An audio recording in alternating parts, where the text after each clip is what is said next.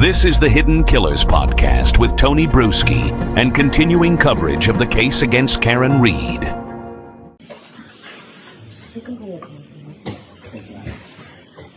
Face the court. You solemnly swear the evidence in the court and jury of the case now hearing is the truth, the whole truth, and nothing but the truth, so help you God. I do. Good morning. Good morning, Your Honor. Good morning, ladies and gentlemen. All right, Mr. Brennan, whenever you're ready. Thank you, Your Honor. Good morning. Good morning, sir. Could you please introduce yourself to the jury and spell your last name for the record? My name is Yuri Bukhenik. My last name is spelled B-U-K-H-E-N-I-K. Mr. Bukhenik, where do you work? I work for the Massachusetts State Police. What is your role with the Massachusetts State Police? I'm currently assigned as a sergeant with the Norfolk District Attorney's Office in the Homicide Section. I want you to take us back before you became a state police trooper with the Norfolk County District Attorney's Office. Where were you born? I was born in Lviv, Ukraine. Did you immigrate? Yes. How old were you when you immigrated? I was 9 years old when my family moved to the Boston area. Did you attend public schools? Yes. Through high school? Yes. Tell us what you did after high school. After high school, I enlisted in the United States Marine Corps. Why did you enlist in the Marine Corps? It was right after 9/11, and my friends and I.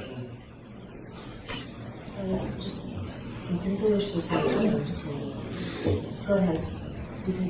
My friends and I decided to serve in the nation's armed forces. Did you serve in the Marine Corps? I did. Did you go through training? I did. Did you learn any skills? My specialty was military police, and I attended the military police school at Fort Leonard Wood, Missouri. Through your military service, did you receive top secret clearances? Yes, my first duty station was with Marine One Presidential Helicopter Squadron. The duty station requires a top secret Yankee White SCI clearance, and as a result, I attained that clearance and held it throughout my career. Did you engage in any special assignments? The Presidential Helicopter Squadron is a special assignment. We provide security for the presidential helicopters and presidential assets. With that clearance, we read into a SCI program, which is a need-to-know basis type situation. How long were you in the military for? 4 years. When were you discharged from the Marines? What year? 2006. Honorably discharged? Yes. After you were honorably discharged from the Marines, what did you do next? I had a passion for law enforcement, and I wanted to serve my community here in Massachusetts.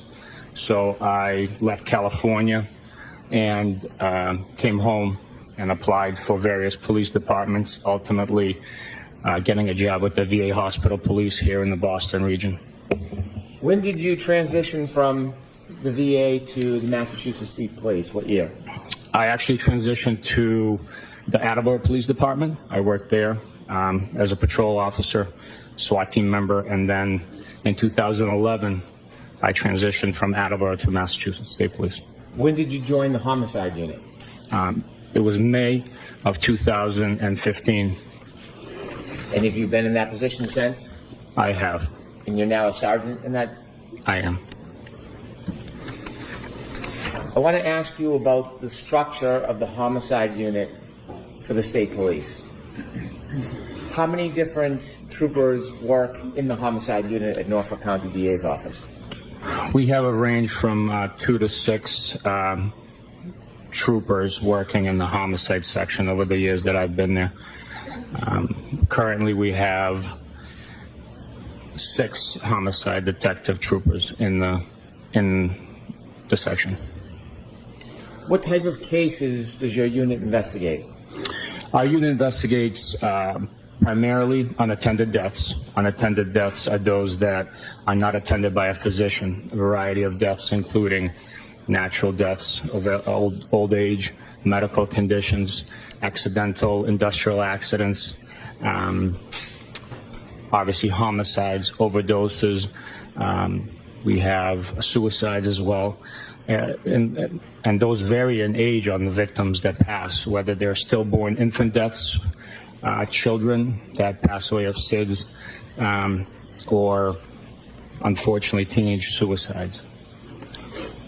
Have you been to a number of scenes, a number of cases? Yes, I have. Do you handle more than one case at a time? Yes, we do.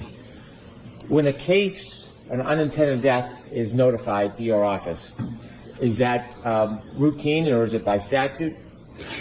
The notification comes in due to the statute requirement in Massachusetts. Under Mass General Law, Chapter 38, Section 4, the authority is given to the district attorney in each county to investigate those deaths. They appoint designees, and within Norfolk County, those designees are law enforcement agents from the Massachusetts State Police. So in our county, the Massachusetts State Police, with the district attorney's authority, investigate all unattended deaths. You mentioned that it's called the homicide unit. Are many of the deaths that you investigate not homicides? Primarily, the death investigations are not homicides. When you walk into a call, do you have a preconceived notion whether it's a homicide or not a homicide? When we walk into a call, we take in all the evidence, so we do not know exactly what we're going to have as a finding. We follow the evidence, we follow the information that we're provided, that we learn throughout the investigation. At times it's obvious that it was a homicide when the local agency that's reporting the death says that there was a shooting reported and there's a deceased person at the scene. So yes, we will know that it's most likely a homicide, but we don't make a preconceived notion or determination before we get there. You said there are a number of cases that go through your office. Do you work investigations by yourself? Never, no. Are investigations assigned to the group as a whole, or is a particular trooper in the unit? We have case officers, and the assignment of the responsibility when you will most likely be a case officer is scheduled a month or so in advance. So each trooper has a responsibility of a 24-hour period that they are on call. They respond to the scenes, whether it be a train strike versus pedestrian, or a vehicle, or a suicide by hanging. They respond, and then if they need assistance or they think that there's something more, additional resources are called out, like crime scene services, which helps us document scenes, etc. Have you ever been assigned a homicide or a homicide investigation? Yes. In the cases where you're assigned, do you investigate the case alone? Never. It's always a team effort. Every case requires a team effort. Just the amount of work that goes into collecting evidence, interviewing witnesses, interviewing involved parties, interviewing the suspects, all those tasks that are required in collecting surveillance footage require manpower and time and resources. And so every investigation, although it has a case officer, it requires a team effort of individuals to work together in concert to accomplish a successful investigation. Are you often working on more than one investigation at the same time? Yes, we are. If you were the case officer, would you have other resources you would use to help with the investigation, other units in the Massachusetts State Police or local police? Yes. Typically, we partner up with the local police detectives. And when we're conducting interviews, it's a state trooper and a local detective that are conducting those interviews or collecting surveillance footage and so forth. And that there's a reason behind that. The reason why we pair up is not just the manpower, it's also that we work in a dangerous line of work, and people could lose their life, people could get injured, or unfortunately people could get fired or retire and no longer be available to testify, provide their testimony, or be a resource in the future. Is it a common practice that when there's an investigation, more than one trooper will appear at many events? It is very common and preferred. Unfortunately, in the real world, it's not always possible. A trooper can be responding to a scene and just to simply grab something from another trooper and could be approached and a small brief interview could happen, or if a trooper's at a home talking to a witness and others show up willing to provide information, he has to conduct that interview by himself because of the resources aren't available for him. Let's talk about the assignment of this case. You said that there's case assignments, a schedule that is made in advance. Yes, sir. On the day or the morning of January 29, 2022, do you know who was assigned to take calls for new cases? Yes. Before 7 a.m. on the 29th, it was Michael Proctor that was assigned to be on call. Is there a supervisor assigned as well, in addition to a trooper that's not in a superior position? Yes. Every day there's a supervisor assigned in addition to the on-call trooper. There's a supervisor that's also available for any reason at any time to respond, assist that trooper if there's any questions or issues that come up. Was there a supervisor assigned that morning? Yes, there was. And who was that? It was myself. When did you first hear or learn anything about this call or this case? In a unique fashion, this call actually came from the Troop H headquarters, which is the field services portion of the state police, the uniform patrols that service the Metro Boston area. The headquarters duty office contacted me, I think by mistake, misdialing the number because our names and numbers were listed one above the other. So the call actually came into me. I took the call and advised them that I would call the on-call trooper for that day, and they would contact Canton PD and take the appropriate steps. About what time did you receive a call that morning? Approximately 6:44 in the morning. After receiving the call around 6:44 that morning, did you contact anybody to assign a case manager, or did you get involved personally? I called Michael Proctor and told him to reach out to Canton and follow up on the report of a male in a snowbank. And this is around 6:44 a.m.? Yes, sir. What did you do next? I waited for a call back from Michael Proctor, and he reported the details of, yes, there was a male found in the snowbank in Canton, and that they were requesting our assistance as he had sustained injury and was unresponsive and had been transported to Good Samaritan Hospital. What was the plan at this point? At this point, where I learned that he had sustained injury and there was a heavy blizzard in the area, I decided myself to get dressed, shovel out, and respond to Canton. Were you required to get involved and go to Canton that morning?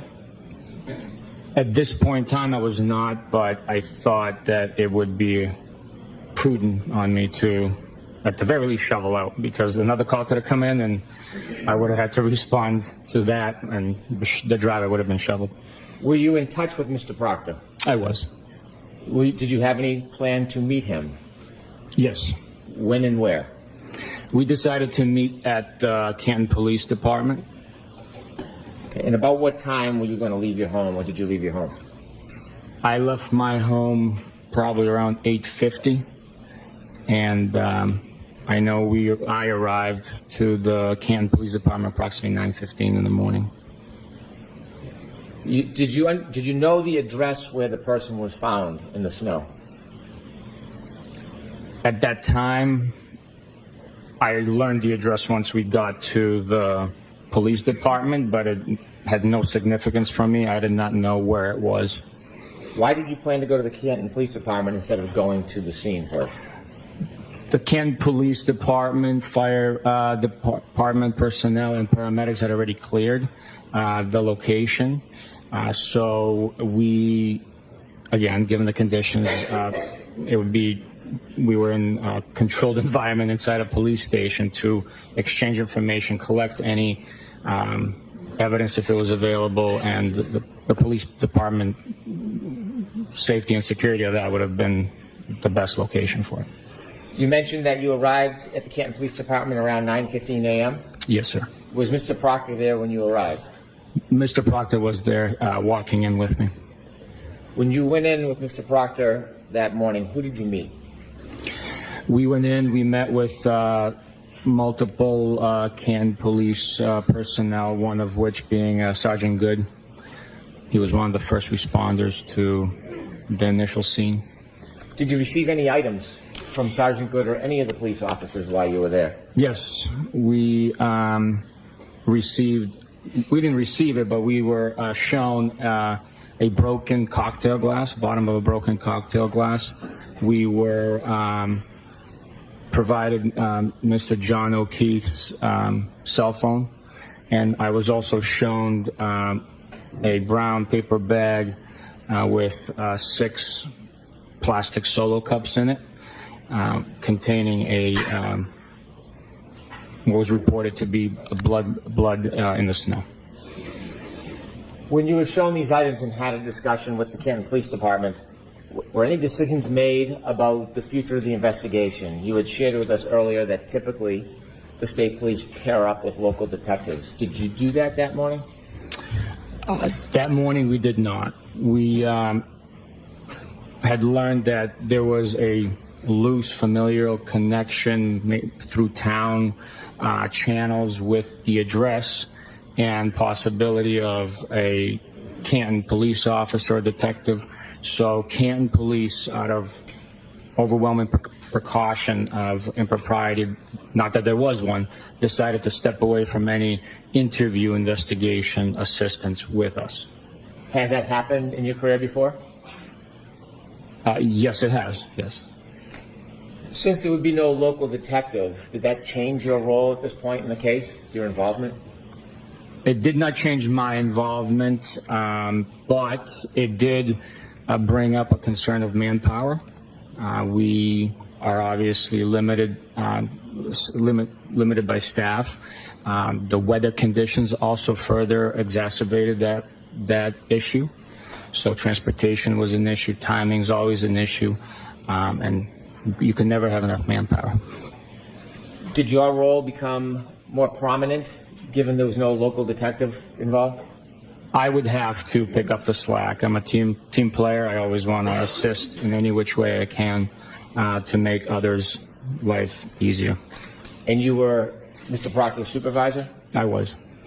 After you received the broken glass, the cell phone, and you saw the plastic cups with the blood in them, where did the evidence next lead you? Based on the information we had learned and the evidence, we decided that we needed to speak to the individuals who were last in contact and present at the scene when Mr. O'Keefe was found. Did you have any specific other information that you were following at that point? Yes, we had statements made by the defendant that she was questioning whether she had hit him, and to that extent. Had you focused in on a target at this point or reached any conclusions about your investigation? No, we were still in the information and fact-finding portion of the investigation. We are not ruling out people as much as we're not ruling people in as much as we're ruling people out. So we need to get as much information as possible that is in physical form, statement form, and circumstantial factors as well. So where did the evidence take you next? Following 3 interviews conducted in Canton with witnesses, we proceeded to the Good Samaritan Hospital because, based on the information I learned, I needed to put eyes on Mr. O'Keefe and his injuries. I needed to see what exactly the witnesses were describing. Do you remember who you spoke with that morning before you decided that you wanted to go to the hospital to see Mr. O'Keefe? Yes, we interviewed Miss Jen McCabe, Mr. Matt McCabe, and Mr. Brian Albert at the McCabe residence. How long, or about what time did you get to see Mr. O'Keefe? We Got to see Mr. O'Keefe. I would approximate probably like 12:30, maybe 1 o'clock-ish. Why did you want to see him specifically? I wanted to see the injuries for myself, the location of the injuries, the types of injuries, the extent of the injuries, and overall condition that his body was in would be very telling. The mechanism of injury, how it might have taken place, and also the correlation of any evidence at the scene with those injuries. You don't have any medical degrees, do you? I do not, no. How about biomechanical engineering? No. Do you have life and job experience in these situations? Yes, 20 plus years of law enforcement investigating car crashes, pedestrian crashes, and 10 years in homicide. Your role is not to make a diagnosis, is it? No, it's not. Is this information and your interpretation based on your experience important in guiding what you're going to do in the investigation? Yes, it is very. Do you ultimately get to Good Samaritan Hospital? Yes, we do. Okay, take us through what happens when you get there. When we got to Good Samaritan Hospital, the driving conditions were treacherous. It took us 45 minutes from Canton Center, basically, to Good Sam, which should be a 15, 20-minute drive. At one point, I had to get off the highway because I couldn't tell if I was on the roadway, if I was off the roadway. So the guidance of trees on the side of the road through the town streets actually helped us guide the path to Good Samaritan. Once we arrived, we walked to the emergency department where Mr. O'Keefe was initially treated and where he remained.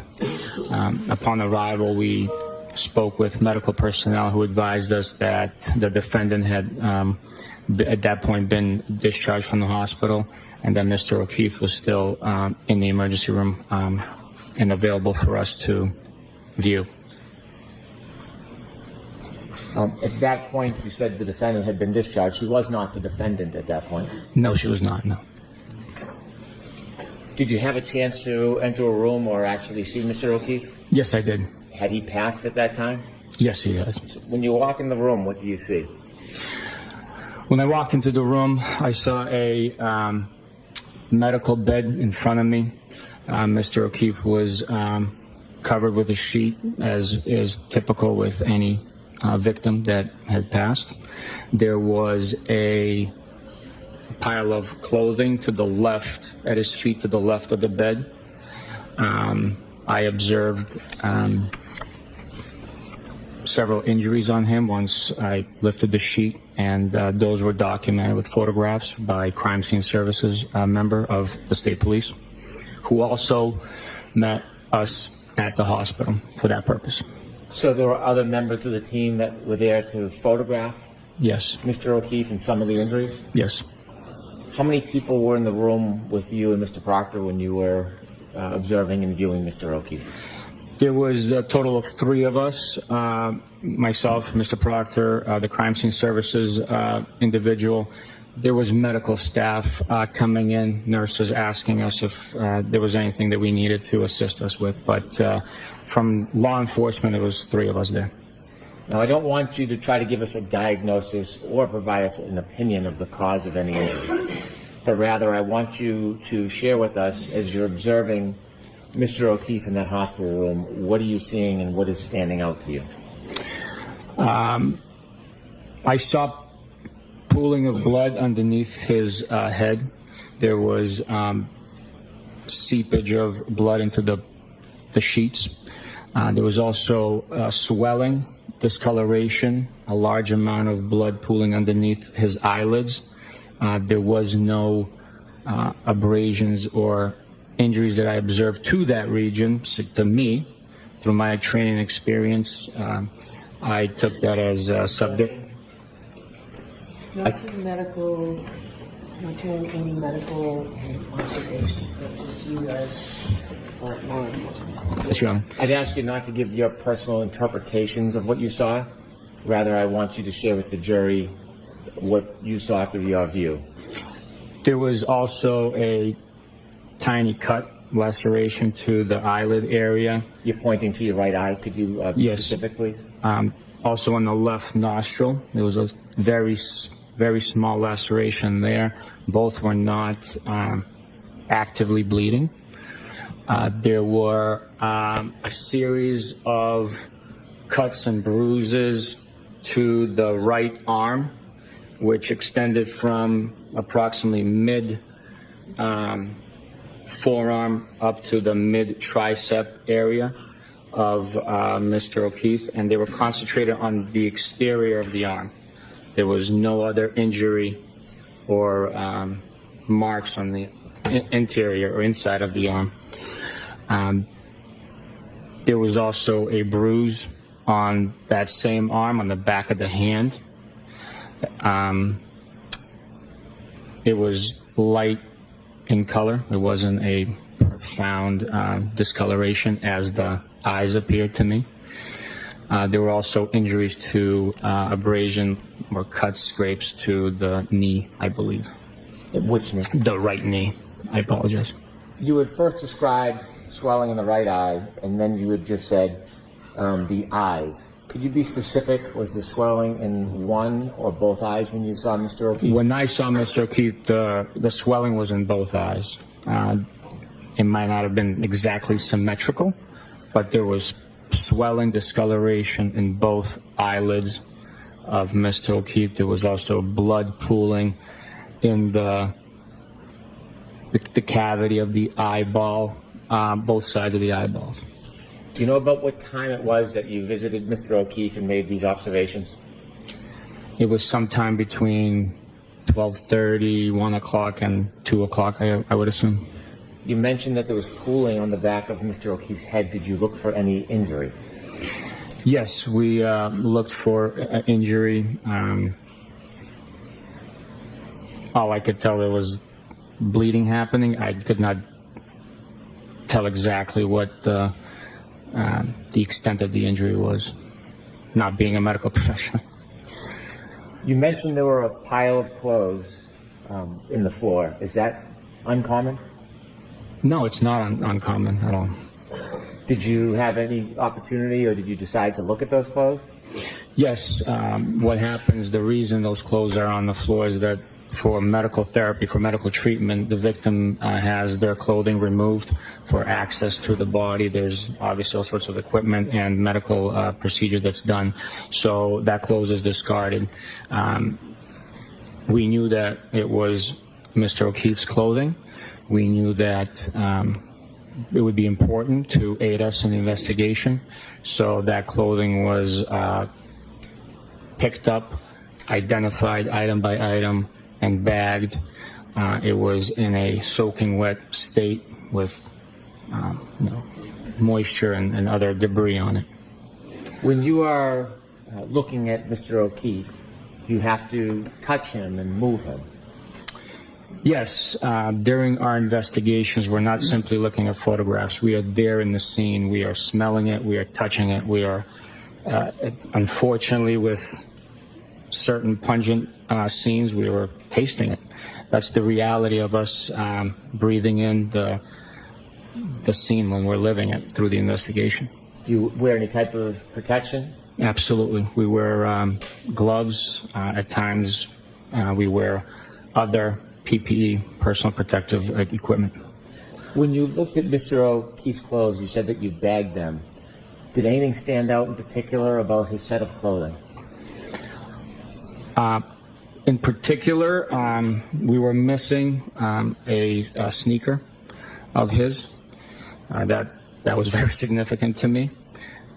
It caused me to have Michael Proctor contact the paramedics that transported Mr. O'Keefe to the hospital and confirm with them, conduct a secondary check, that sneaker was not left behind in the ambulance. Why was the missing sneaker significant to you at that point?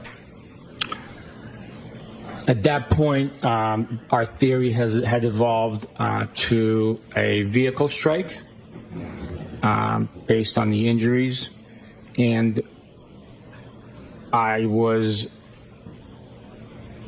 suspecting that he was hit out of his shoes.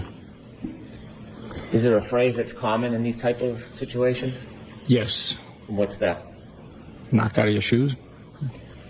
Did you know where the other sneaker was? I did not, no. But I suspected, since it was missing, and once the reports came in that the paramedics, EMT personnel did not find the other sneaker, that it would be somewhere where Mr. O'Keefe was found or where he was initially struck by a vehicle. Did you and Mr. Proctor have an opportunity around that time, 12:30, 1 o'clock, to go back to that address to look for the sneaker? We did not know. Why not? Again, during the critical early hours of an investigation, timing is essential. We have to make sure we get to any and every location that could possibly have evidence and prevent that evidence from being destroyed, altered, or concealed. So we are prioritizing missions.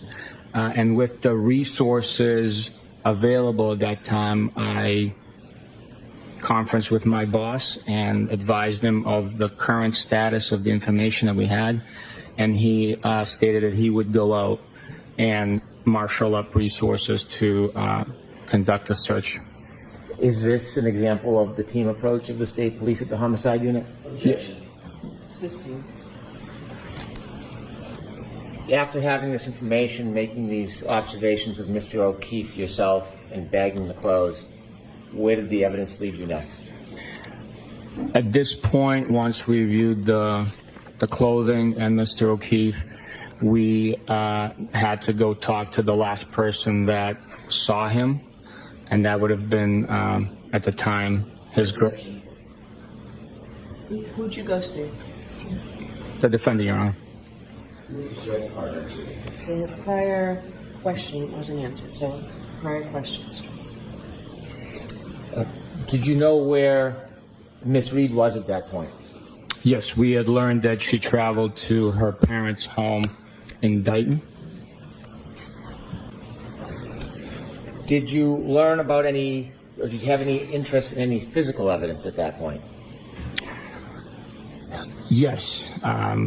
With the missing shoe, her stating that did I hit him, and along that line of statements,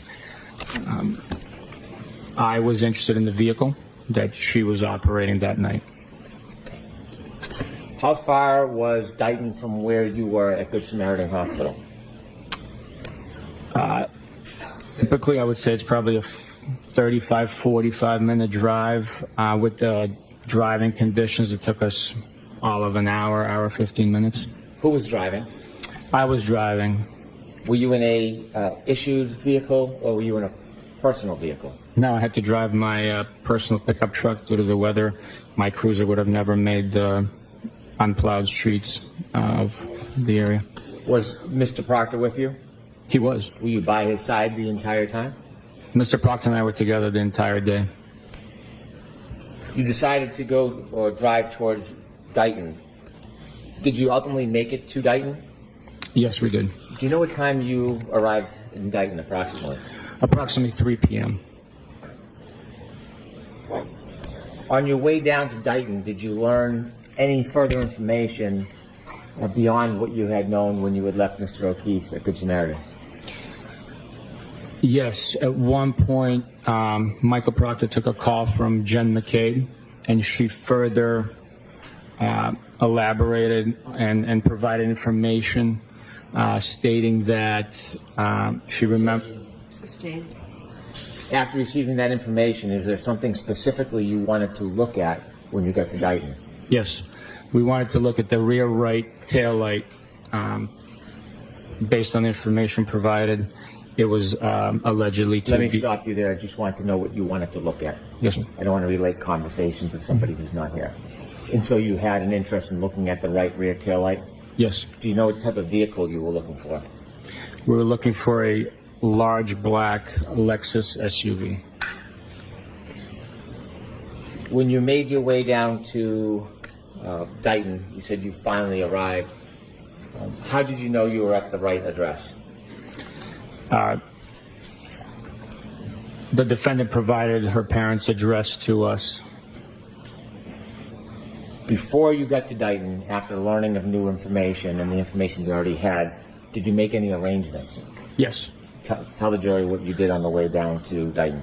On the way down, we contacted Canton Police Department and gave them a heads up that we would be coming down for an investigation, and we were looking to most likely seize a vehicle. And we were requesting their assistance in contacting a local tow truck company that they were contracted with, and or also to assist us at the scene being a uniformed presence. When you pulled up to the address, did you make any immediate observations while you were still inside your truck? Yes, the road was not well plowed. There was only enough clearance for one vehicle.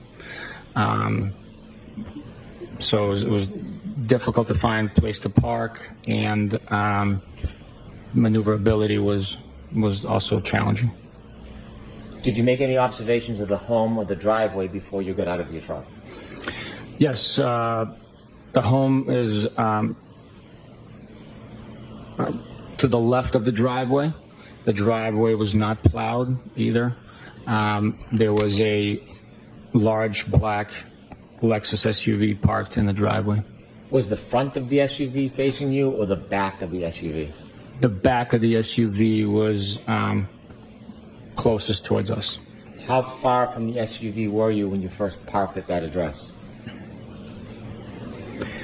Probably, it's the length of the driveway. Based on my memory now, I would probably estimate it would be 60 feet or so. Did you make any observations of the SUV from that distance? It was covered with snow, like it's been either sitting outside or driven outside in the snow, so it was exposed to the elements. What was your next steps? We waited for Dayton PD to arrive to assist us. Once they arrived, Michael Proctor and I exited and proceeded up the driveway. I told Michael... Let me stop you with what you said. I want to just know what you observed. Okay. As you're walking up the driveway, how close to that SUV did you get at its closest? At its closest, I got as close as me and the defense table, which is probably 10 to 12 feet. From the 10 to 12 feet, did you notice anything remarkable about the SUV? Yes, there was a large piece of red taillight cover missing from the vehicle. After you made an observation of a large piece of the red taillight cover missing, did you do anything else relative to the SUV at that time? Yes, I told Michael to get close. I'm not interested in what he did. What did you do? What did you see?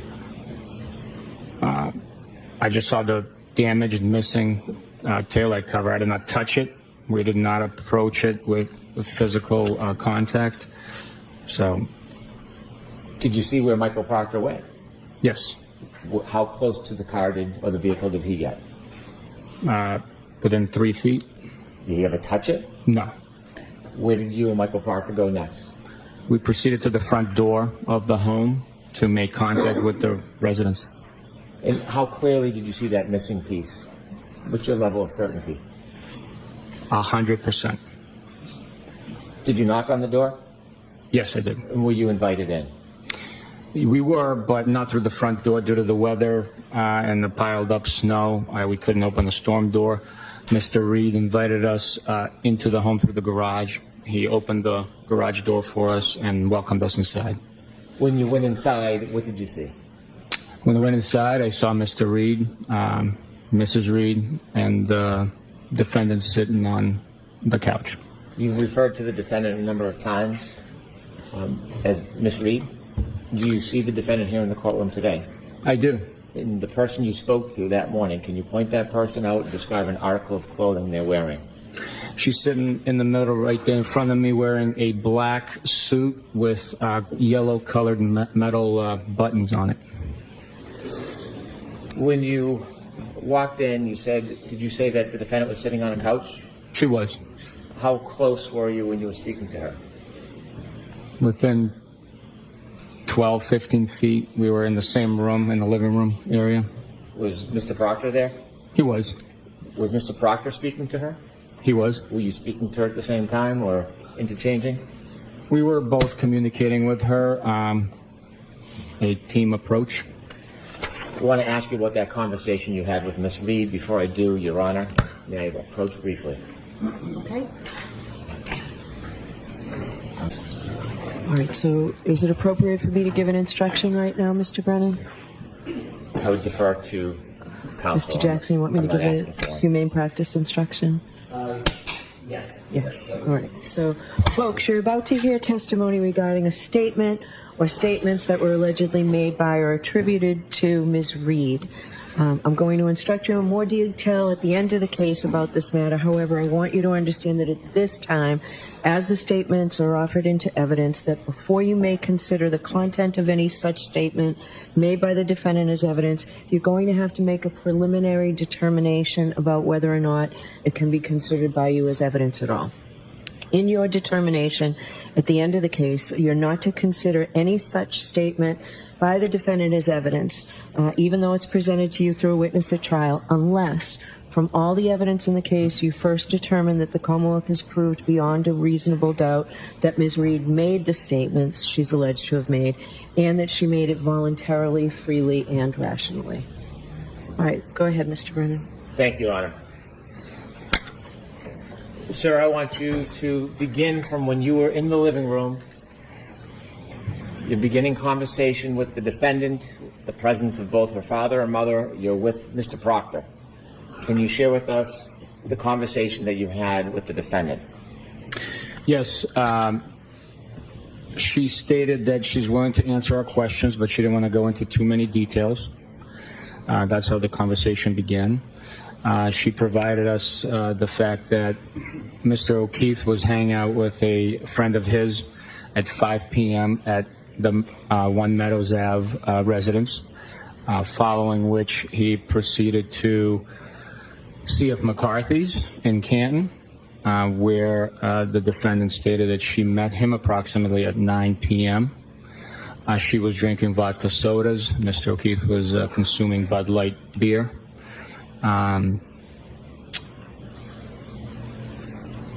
After C.F. McCarthy's, they proceeded to the Waterfall Grill and Bar. At this point, the defendant was asked if she brought a beverage with her from C.F. McCarthy's to the Waterfall establishment, to which she stated she didn't think so. After the Waterfall, the defendant stated that she dropped Mr. O'Keefe off at 34 Fairview.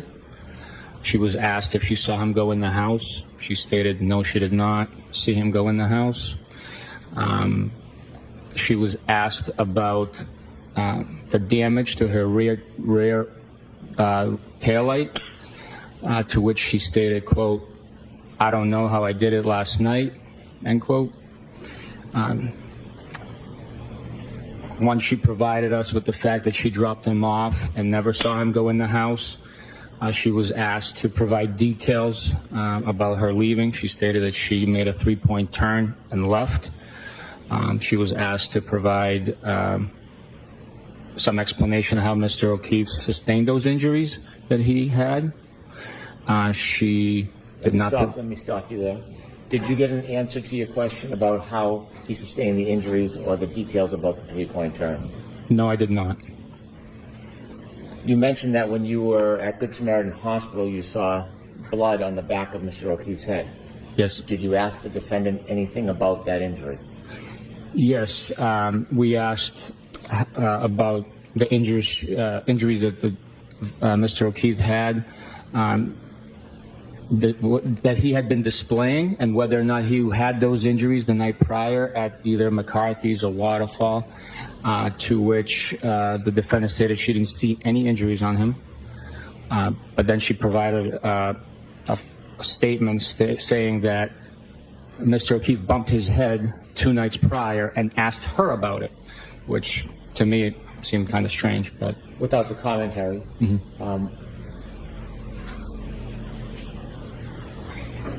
after she told you that Mr. O'Keefe had bumped his head 2 nights prior, and that he had asked about it or she had asked about it? She stated that he had bumped his head 2 nights prior, and Mr. O'Keefe asked her about it. Did she say when Mr. O'Keefe asked her about the bump on his head from the few nights before? No, she did not. Did the conversation conclude? Yes, it did. After the conversation concluded, what was your next step?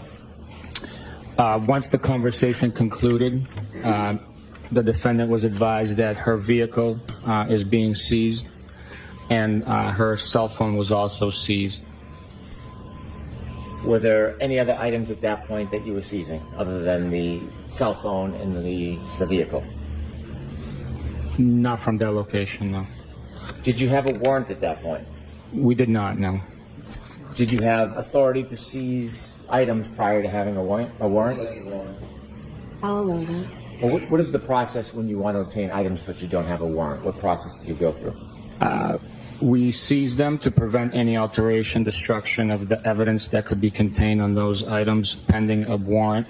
They are secured. They're not touched or processed by us. The process of obtaining a warrant includes writing an affidavit justifying. Yeah, we don't need to hear any of this part. Understood. Did you ultimately obtain both the phone and the vehicle? Yes, we did. Describe how the vehicle was seized. What happened? The defendant provided her key card. It's like a credit card size key fob for the vehicle to allow the ignition to start. It was driven onto a flatbed tow truck, secured, and then we followed it from Dighton to the Canton Police Department. Was video ever provided that showed part of that vehicle being loaded onto the tow truck? Yes, it was. Have you ever reviewed that video? Yes, I did. When you were at Dighton and the defendant's Lexus was being put on the tow truck, about what time was that? It was approximately 4:15 in the afternoon on the 29th of January, 2022. Now, you mentioned that you took a cell phone. Are there parts or participants on the team that handle that specific type of evidence? Yes, we have troopers that are specialized, trained, and have expertise in digital forensic analysis, extraction, and processing of digital devices. Is that something you do? I am trained in certain portions of it, but I am not an expert like them. Did you manipulate the phone in any way? No. Did you see Mr. Proctor manipulate the phone in any way? I don't recall seeing them, no. Before the vehicle was moved or during the loading of the tow, did either you or Mr. Proctor go back anywhere near that vehicle? We were near the vehicle once it was unloaded, but we never touched it.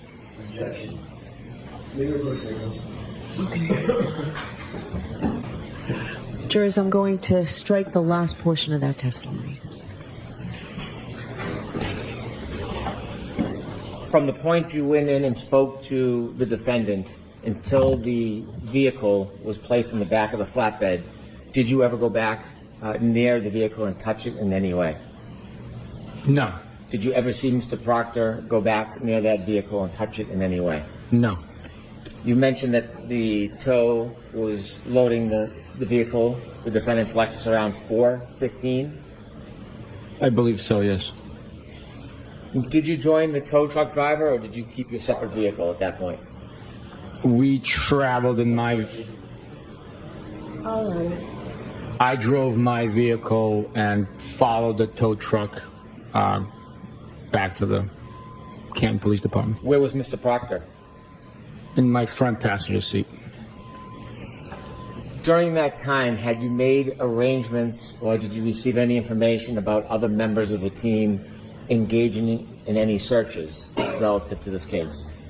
Yes, I have. And what did you learn? I learned that Detective Lieutenant Tully had dispatched other members of our unit to 34 Fairview and other resources from the Massachusetts State Police to assist him in a search for the missing shoe.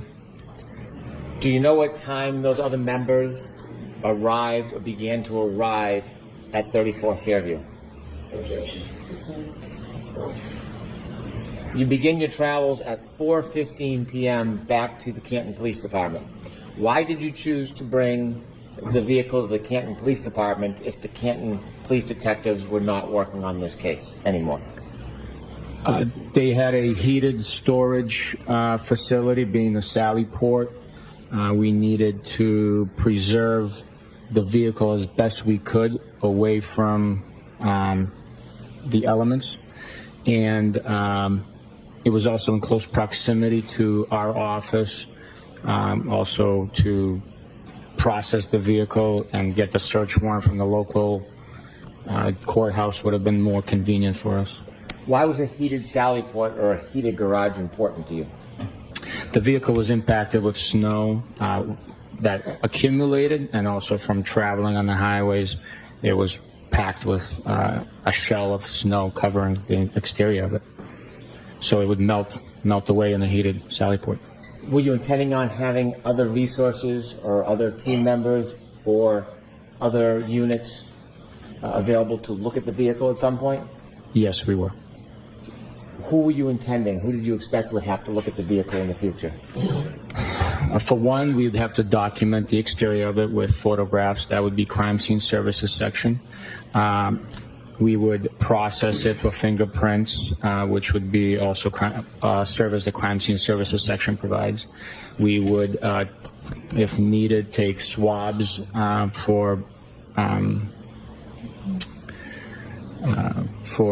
DNA or other latent evidence. So that would be the chemist, as well as if the authority was there to process the internal workings, the computer chips, and the infotainment system of the vehicle.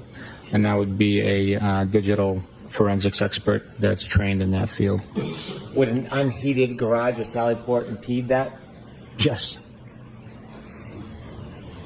Given that Canton Police Department was not now part of the active investigation, did you have any concerns bringing it to the Canton Police Department? No. You said you left Dighton at 4:15. What time approximately did you and Mr. Proctor and that Lexus arrive at the Canton heated Sally Port garage area? We arrived at the Canton Police Department at 5:30, and the vehicle was unloaded and placed into the garage at 5:35 p.m. Did you and Mr. Proctor go into the garage? Yes, we did. And in the garage, what were you doing? We helped facilitate putting I'm going to ask you what you were doing and then what you saw Mr. Proctor doing, rather than use we. I want to be very specific about what you did and saw. What were you doing? I helped put up yellow caution tape around the vehicle to prevent anyone from coming near it and touching it. Were there any other persons in that area other than you and Mr. Proctor? There were members of the Canton Police Department. Did you make observations of the vehicle once you had it in that Sally Port area?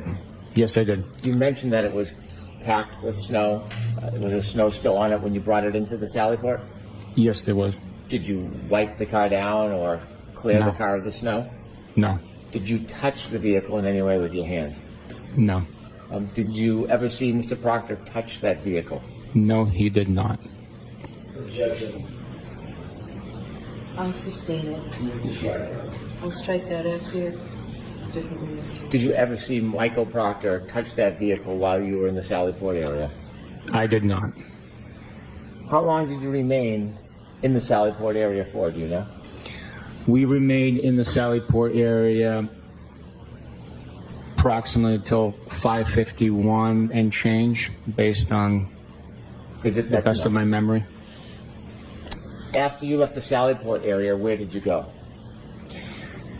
We left the Sally. I apologize. Go ahead, if you can say first what you did and then wait for the next question, please, Sergeant. I left the Sallyport area and proceeded inside the Canton Police Department. Where was Mr. Proctor? He was with me. By your side? Yes. Did he ever leave your sight? I'm sure at some point he walked away from me, but I can't. We were traveling together all day. You went into a different part of the Canton Police Department? Yes. Where did you go? Into the dispatch area, and then the conference room upstairs later on. Why did you go up to the conference room? The conference room was provided for us to use as a meeting location. The members of our unit that had assisted at the 34 Fairview Road scene had traveled back to Canton Police, and we were meeting there to exchange information based on what we had learned with our portions of the investigation. That way everyone's on the same page at that point. Did you meet, is this team, is it called a CERT team? There is a CERT team. Do you know if the CERT team was the team that went to 34 Fairview? Yes, I do. Did you meet with the entire CERT team that night at the Canton Police Department, or some members? Not the entire team, no. When you had the meeting in that room, who did you meet with? In that room, I specifically remember being Detective Lieutenant Tully, myself, Michael Proctor, and other members of our homicide and narcotics section assigned to the Norfolk District Attorney's Office. Did you discuss the evidence you had to that point? Yes. Regarding 34 Fairview Road, did you develop or decide any plans to physically go back to that area? Yes, I did. And what was the plan? The plan was to take shovels and rakes and other gardening equipment and go back to that location to excavate for additional evidence. When did you make the decision that you were going to go back to 34 Fairview? It was that evening. Why did you decide you were going to go back at some point? During the recall of all the information learned and sharing of that information with other members of our investigative team, it was realized that Mr. O'Keefe was wearing a black baseball hat, and at this point in time, that article of clothing was still missing. Was there something impeding a full and complete investigation of the scene? At 34 Fairview? Yes. Yes, the heavy, large amount of snow that had accumulated over the last 12 hours or so heavily hindered our investigation of that immediate scene. When you were debriefed, did you learn the area where the CERT team had spent most of their time searching? I'm sorry, can you repeat that, sir? When you were debriefed, were you informed the area that the CERT team spent most of their time searching? I don't recall on the specifics of it, no. Now, at some point, did you obtain a registry of motor vehicle record and certificate for the Lexus that you had towed? Yes, we did. May I approach? Yes. So do you recognize this? Yes, I do. And you can take a look at the following pages. And what is that, sir? It is the Massachusetts Registry of Motor Vehicle title, history, and registration inquiry for a black and color Lexus LX year model 2022, bearing Massachusetts registration 3GC684, registered to Karen Reed. Brian, this document is evidence? No, yes, Your Honor. As part of your continued investigation, did you have an opportunity to obtain documents and items? Yes. Did you listen to audio recordings that were included statements of the defendant? Yes, I did. Did you listen to audio recordings from different sources? Yes, I did. What do some of those sources include? Dateline 2020, Gretchen Voss, Fox 25, various media platforms. I want to walk through some of the evidence in chronological order of date. So going back to June 29, 2022, at the hospital you obtained some items. Yes, sir. Did you bring those items with you today? Yes, I did. I want to talk about the progress of those items from when you first obtained them until today. You mentioned that there were clothes that you obtained at the hospital of Mr. O'Keefe. Yes, sir. And you shared with us that they were wet. You put them in bags. Yes, sir. That night, where did those clothes go when you left the hospital? Those clothes, while bagged up, they remained in the back cab portion behind my driver's seat of my pickup truck on the floorboard. Where did you bring them that night? That bag containing all those clothing traveled with me around the area as we investigated, and then after the debrief at Canton PD, we brought them directly here to the Canton office of the district attorney. Did you have those items with you at the Canton Police Department?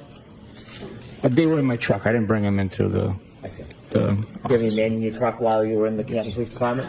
Once I placed that bag in the back of my truck, I did not touch until I removed it from the truck at the Canton District Attorney's office to bring it in. When did you remove it from your truck and bring it into the District Attorney's office? Probably around 8 p.m. on the 29th of January 2022. When you brought the clothes inside, where did you bring them? We brought them to the temporary evidence processing area within the District Attorney's office in the State Police section of the office where we have our desks and workspaces. There's a designated area at the time for evidence processing. What did you do with the clothes once you got them into the secure area in the District Attorney's office? Once the clothing was in that secure area, we had to lay them out to dry. What you did. I had to lay them out to dry them. So I took a butcher paper, laid it out on the floor, and each item I removed and laid out onto that butcher paper to dry. Was anybody with you helping you? Yes. And who's that? Michael Proctor. Why did you lay out the clothing items one by one separately? Each clothing item needs to dry naturally and prevent moisture from being trapped. That moisture, if trapped, could develop mold and damage any DNA evidence that we could retrieve. Scientists could retrieve from the item. To prevent that, we dried each item individually, separating each item for better airflow. How long did it take for those items to dry? Several days.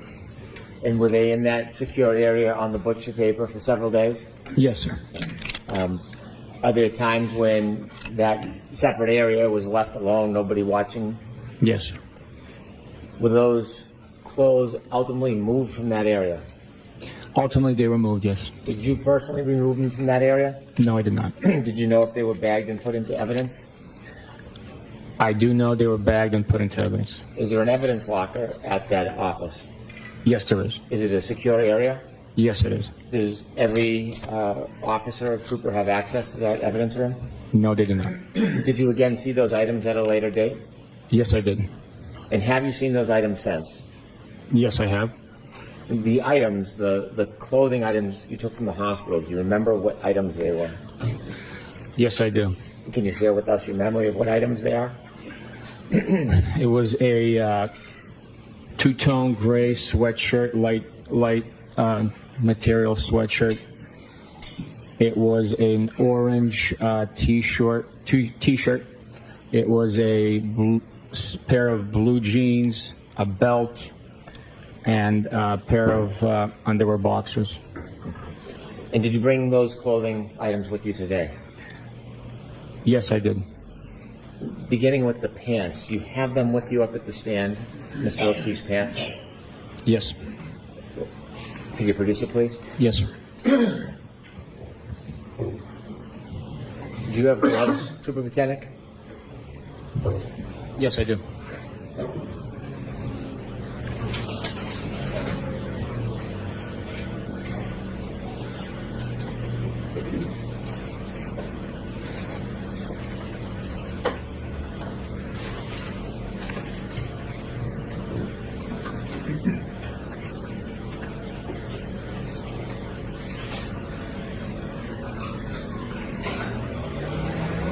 I'd move this item into evidence.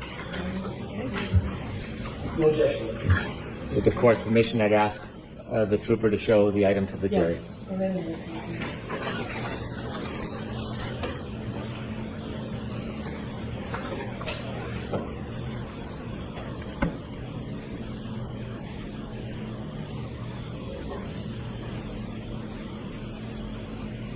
Thank you.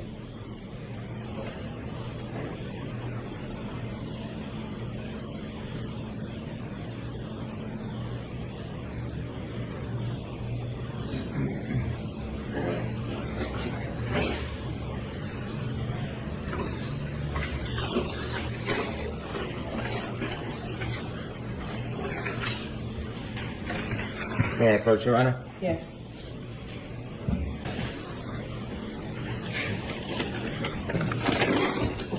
Did you learn during your conversations with the CERT team and other members of the team that a sneaker was found at 34 Fairview? Yes, I did. Have you seen the photographs relative to that sneaker? Yes, I have. And you mentioned when you were at the hospital there was a sneaker? One? Yes, Do you have that sneaker with you? I do. Could you produce it, please? Yes, sir. Your Honor, I'd move this item into evidence. No objection, Your Honor.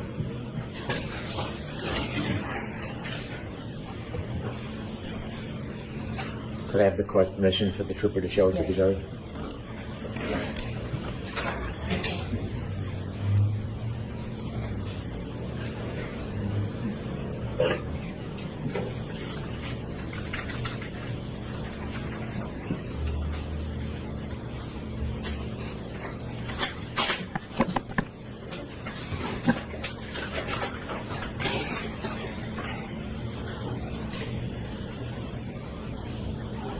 Trooper, is that the sneaker that was at the hospital when you visited Mr. O'Keefe? No, so this is the sneaker from 34 Fairview. Could I have that marked?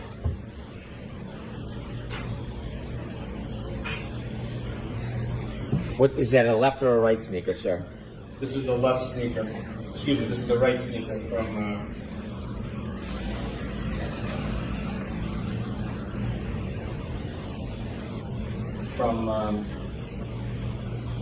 34 Fairview Road. Yes, Your Honor. Sure. If you could put the speaker back in the bag and let Mr. Brennan bring the gun over, please. Sir, when we left, we were discussing Mr. O'Keefe's sneaker that you retrieved from the Good Samaritan Hospital. Yes, sir. Would that be his right sneaker? It would be his right sneaker. Did you have that sneaker with you today? I do. And again, could you open that bag and show that right sneaker to the jury? Yes, sir.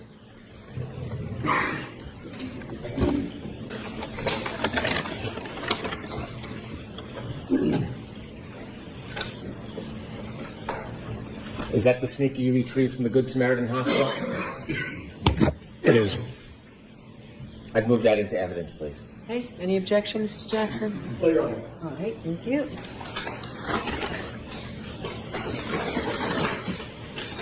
Trooper Bukhenik, there are two more items. I'm sorry, Your Honor. Okay, go ahead. Thank you, Your Honor. Trooper Bukhenik, there are two more items that you retrieved of John O'Keefe's clothing from the Good Samaritan Hospital. Did you bring those two items with you?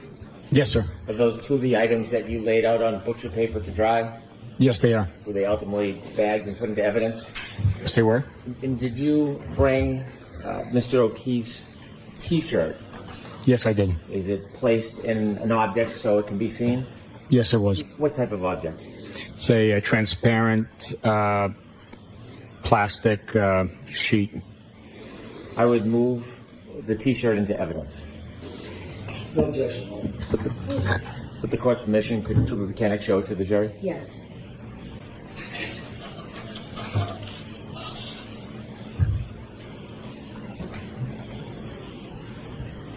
Could you show the back as well, Trooper?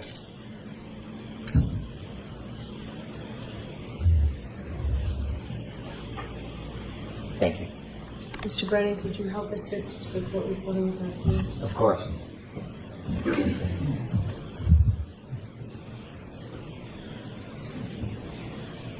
Exhibit 87.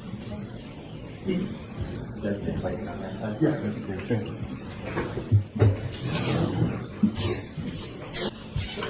And Trooper Bukhenik, is there a last piece of item of Mr. O'Keefe's that you took from the Good Samaritan Hospital? Yes, it is. And what is it? It's the sweatshirt. I'd move that into evidence, Your Honor. No objection. With the court's permission. Yes.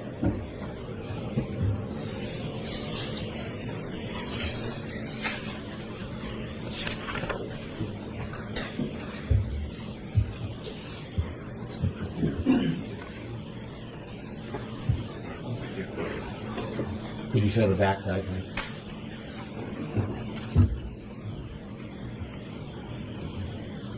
May I approach? Yes, thank you. Next exhibit, please, Madam Court Reporter. Exhibit 88. Thank you. No, let's do the maybe I'm sorry? Oh, okay.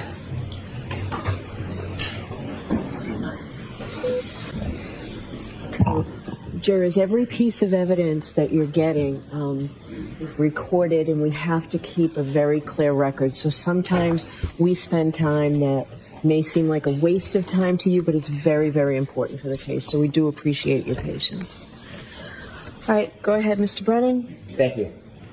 Trooper Bukhenik, you shared with us that you met with some of the members of the state police that night and then returned to the Norfolk County District Attorney's Office to put the clothing on butcher paper, you call it.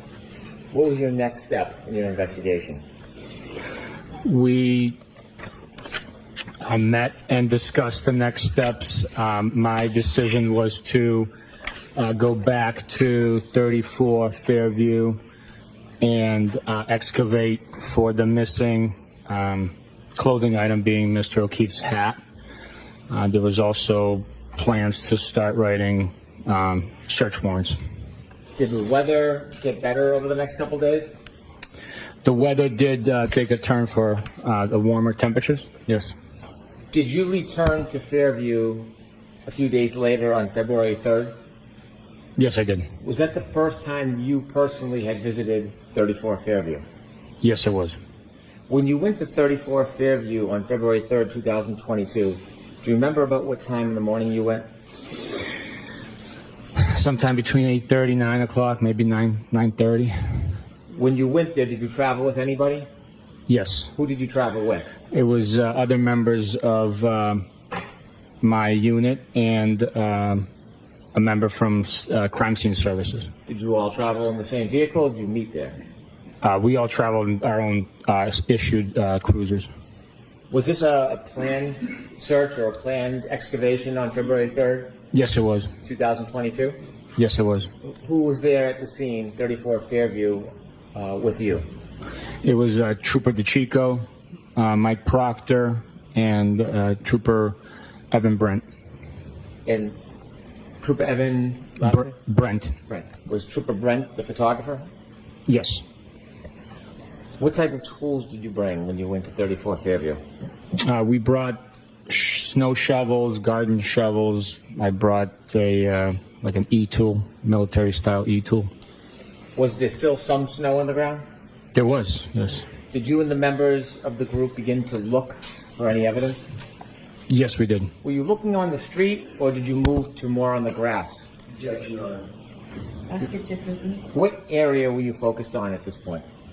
We were focused on the lawn portion of the property in the vicinity of the flagpole, the fire hydrant, and along the edge of the asphalt. Did you see a berm, an asphalt berm separating the concrete street and the yard? Yes, Were you looking anywhere near the area of the berm? we did, yes. Were you looking anywhere on the street?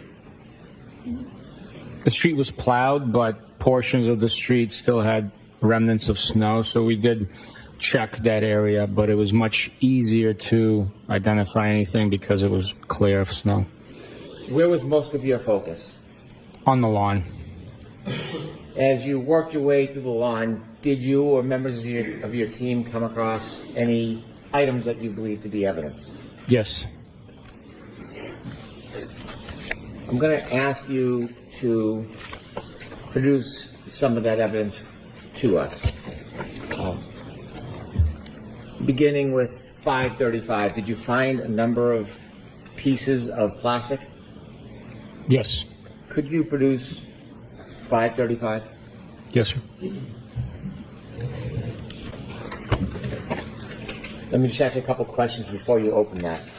If somebody identified an object that they believed to be evidence, what was the process for handling it? On this day, we identified an evidence. The process would have been documenting each item that was located with photographs.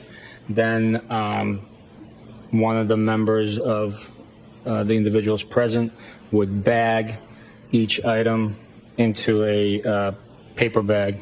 When they were bagged, would the person bagging them use any type of protection like you're using? Absolutely, every time. After the items are bagged, was the bag sealed? Eventually it was sealed, yes. When you say eventually, what does that mean? Once it was, all the items were inside and it was brought back to the office, it would be sealed, signed, completely filled out with all the pertinent information on the back. Could you open that bag? Yes, sir. Before you take the pieces out, I'm asking you to look in. Do you recognize those pieces? Yes, I do. What do you recognize them to be? I recognize them to be the items that we recovered from the lawn area on the left side of 34 Fairview Road on February 3rd, 2022, during the planned excavation of the property. And were they photographed before they were put in that bag? They were. Your may I approach before Trooper Bukhenik Yes. opens that bag or goes through it? Hand you a series of photographs and ask you to look at them, see if you recognize them.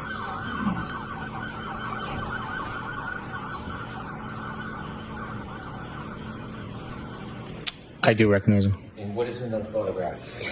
The photographs depict items collected from the lawn at 34 Fairview on February 3rd, 2022.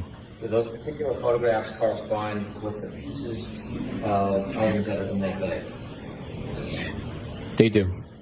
I moved this series of photographs in evidence. No objection. Will not come separately, please.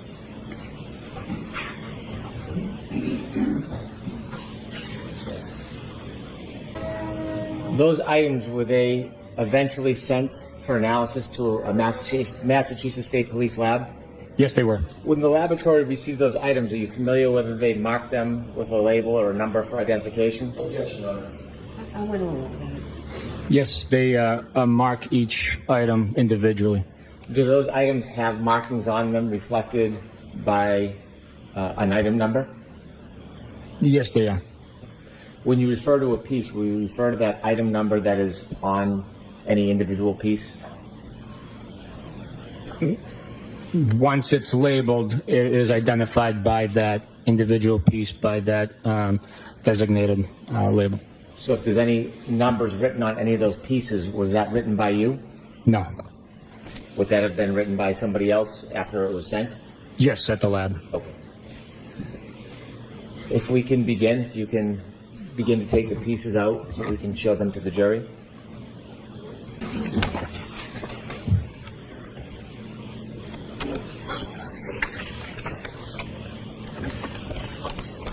And does that have a number on it or a tag? Yes, it does. This is item 22-02-184-7-8, also alphanumeric A. And a torture on it? Yes.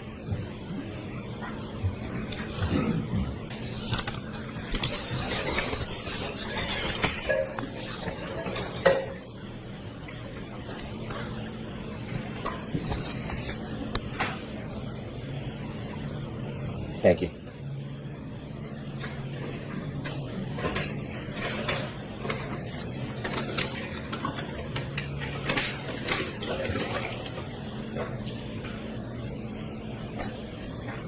These two are taped together.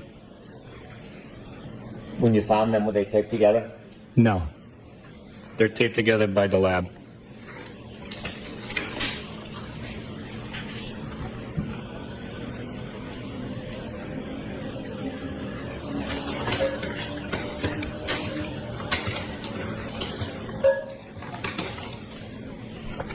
There's also a canister labeled debris collection.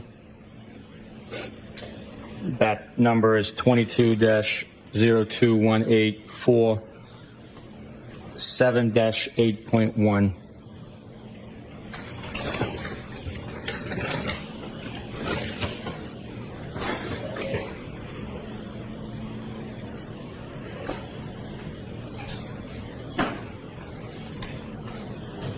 This is 7-8G. This is 7-8N, as in November.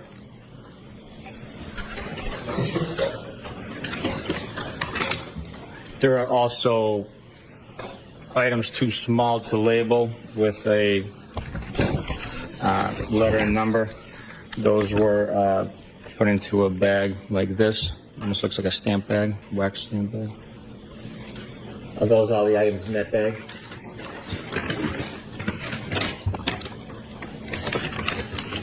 Altogether, there are,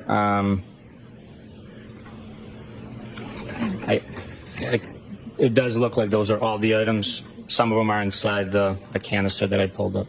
Understood. You know how to move those items into evidence, please?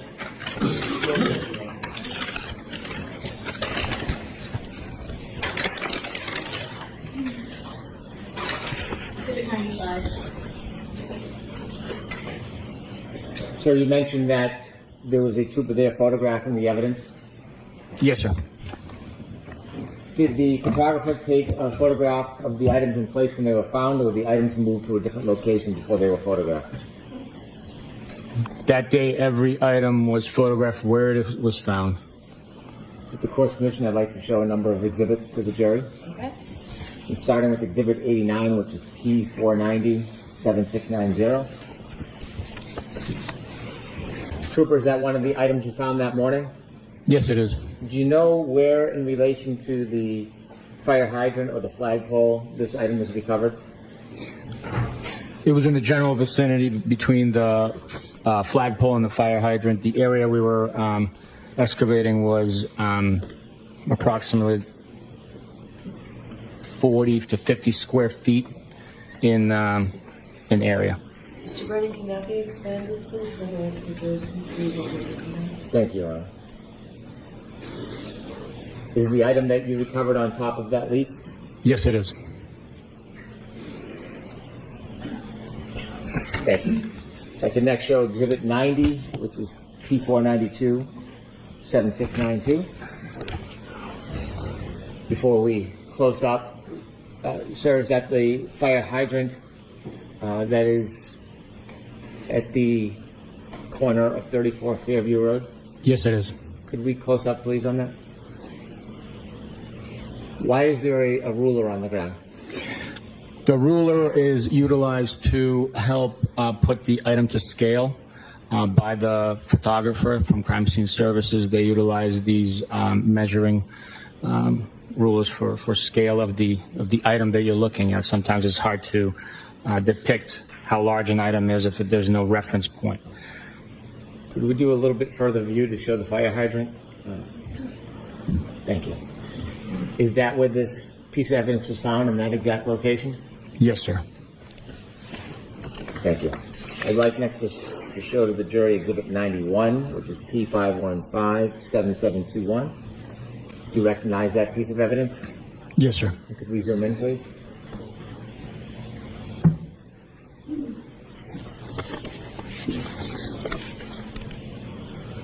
Is that the same piece of evidence that is depicted in Exhibit 89, P4907690, a different angle with the ruler? Yes, sir. Thank you. If we could have Exhibit 92, please, which is P4937694. Could you zoom in, please? Is that piece of evidence in the bag that you've provided as evidence, physical evidence? Yes, sir. Was this found near the area of the other pieces? Yes, it was. If we could show Exhibit 93, P5077711, please. Could you zoom in, please?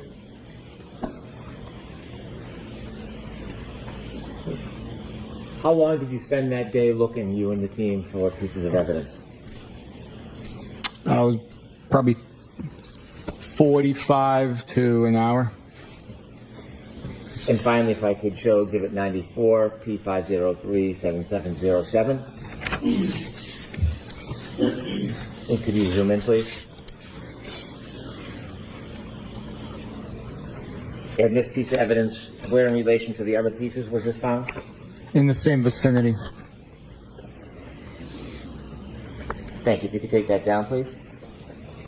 When you were searching, did you find any item near the street area? Yes, we did. What did you find? A black plastic drinking straw. Could you retrieve 536 for us, please? I'd move this piece of evidence into evidence. No objection. All right. May I approach, Your Honor? Yes, let's get it passed. I'm sorry, Your Honor? Let's wait till tomorrow. Exhibit 97. Thank you.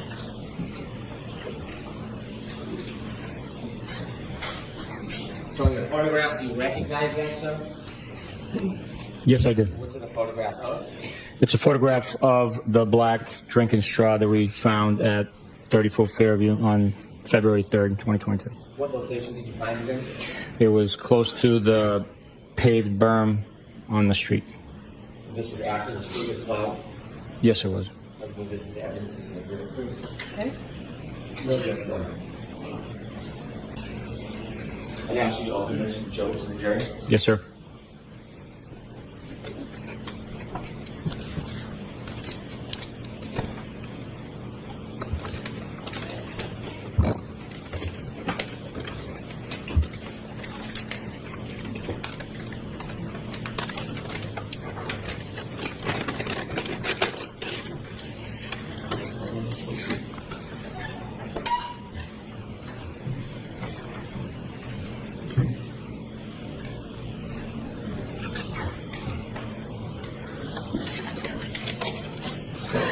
With the court's permission, I'd like to show Exhibit 98 to the jury, Okay.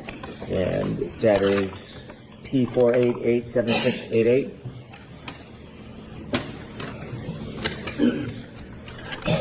So could you look at that photograph? And Ms. Gilman, could you close? Do you recognize what's in that photograph? I do. And what is that? That is a photograph of the straw we picked up from the street in front of 34 Fairview Road. Could we zoom out a little bit, please, Ms. Gilman? Is that the area where you or your team recovered that straw? That is exactly where it was found and recovered from. That photograph doesn't show much of the grass area. How far is that area from the fire hydrant? It's probably, with my estimate, 15 feet, maybe 20 from the fire hydrant. It's probably 15 to 20 feet if I had to estimate. Thank you. You mentioned that one of the items that you went back to Fairview to try to find was a hat. Why were you specifically looking for a hat? I had learned that Mr. O'Keefe was wearing a black baseball hat the night prior to the incident. So with us recovering the clothing from the hospital and the hat was not part of that pile of clothing, we needed to see where the hat was. That could have been a lead. That could be a clue of where Mr. O'Keefe was last prior to being discovered. Did you or the team ultimately find a hat that morning? Yes. Did I have you produce 537? Yes, sir. Do I move that item into evidence? So this is going to be 96. Thank you.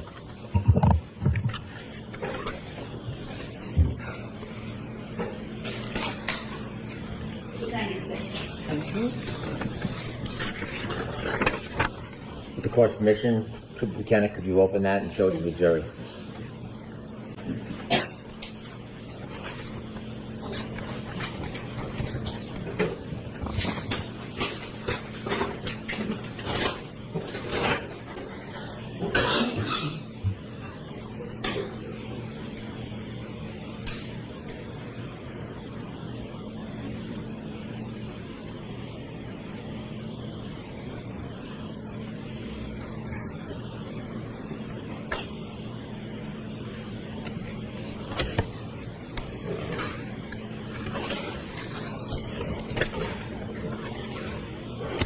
Was that item photographed? Yes, it was. And when that was taken from the scene, was the same method used of using gloves and putting it in a bag? Yes, it was. When the item was photographed, was it photographed in the place that it was found? Yes, it was. May I approach, Your Honor? Yes.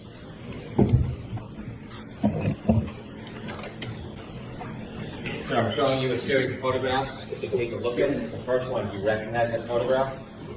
I do. What is it? It's the accumulated snow that was being excavated at the scene where we located Mr. O'Keefe's hat. And the second photo? The second photo is a close-up of Mr. O'Keefe's hat, flattened and frozen to the ground with portions of it exposed from underneath the piled up snow. Third photo? Third photo is also of the hat once it's been removed, and you can see the thin blue line, American flag, on the front of the hat, and the Nike swoosh on the brim. And the fourth photo, please. And the fourth photograph is also a close-up of the top of the hat with a scale ruler next to it with grass showing it from underneath the hat. I'm going to put these back in the order you identified them. Where I move these four photographs into evidence. Okay. Any objection? No objection, Your Honor. With the court's permission, I'd like to show these photographs to the jury. Yes. Beginning with 99A, P526, 7733, please.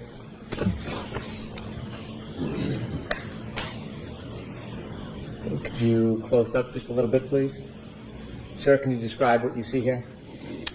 Yes, that's the excavation track by one of the members at the scene. You could see the hat frozen flat to the bottom, or on the bottom of the snow, right on top of the grass. It was under approximately 1.5 feet of snow that had accumulated in the area. We could next show 99B, P527, 7735. This is again the close-up of the frozen flat hat to the grass at 34 Fairview Road. Next is 99C, P5297739, please. Once pulled out and flipped over, again, this is the same hat belonging to Mr. O'Keefe that was discovered frozen flat to the grass at the scene. Thank you. You can take that down, please. Did you search the entire front lawn at that time? No, we did not. And we can see from those photographs, is there still snow in that yard? Yes. As you continued your investigation, did you continue to go back to Fairview over time? Yes, based on the amount of snow still present and the fact that we were finding pieces of broken taillight and glass at the scene, and items that we did not expect to find, like a cocktail glass straw.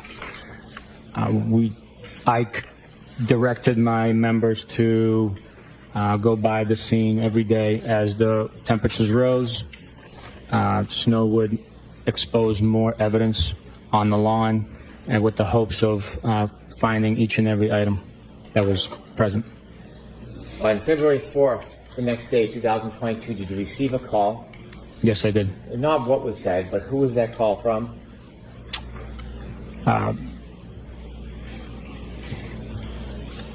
I believe it was, I don't want you to guess if you don't know. Was the person a member of any group? yes, From what group? it was Canton Police. As a result of receiving a call from the Canton Police, or someone from the Canton Police on February 4th, 2022, did you go anywhere? I was already en route to 34 Fairview to conduct a directed check of the area. When you say directed check, do you drive by every day on your way to work? I told my members on every day to work and home to make sure someone's checking the lawn to make sure that any evidence that exposes itself through the melting snow would be identified and collected. As you were on your way there, you received a call from someone from the Canton Police. Yes, Did you arrive at 34 Fairview on February 4th, 2022? I did. When you got there, did you see any more items? Yes, I did. How many? One item, a larger in size red taillight piece had revealed itself, and it was collected. Could you produce 710, please? Yes, sir.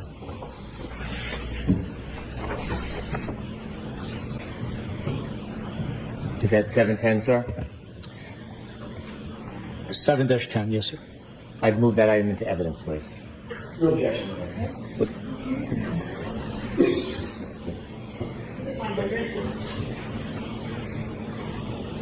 With the court's permission, could Trooper Bukhenik open the item and show it to the jury? Yes.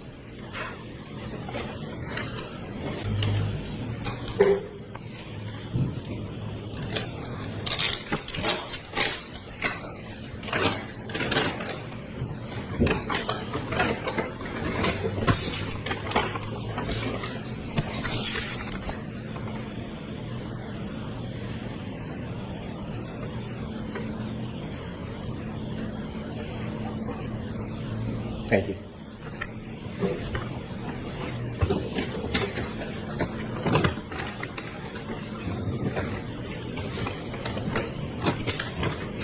Did anybody photograph that item where it was found?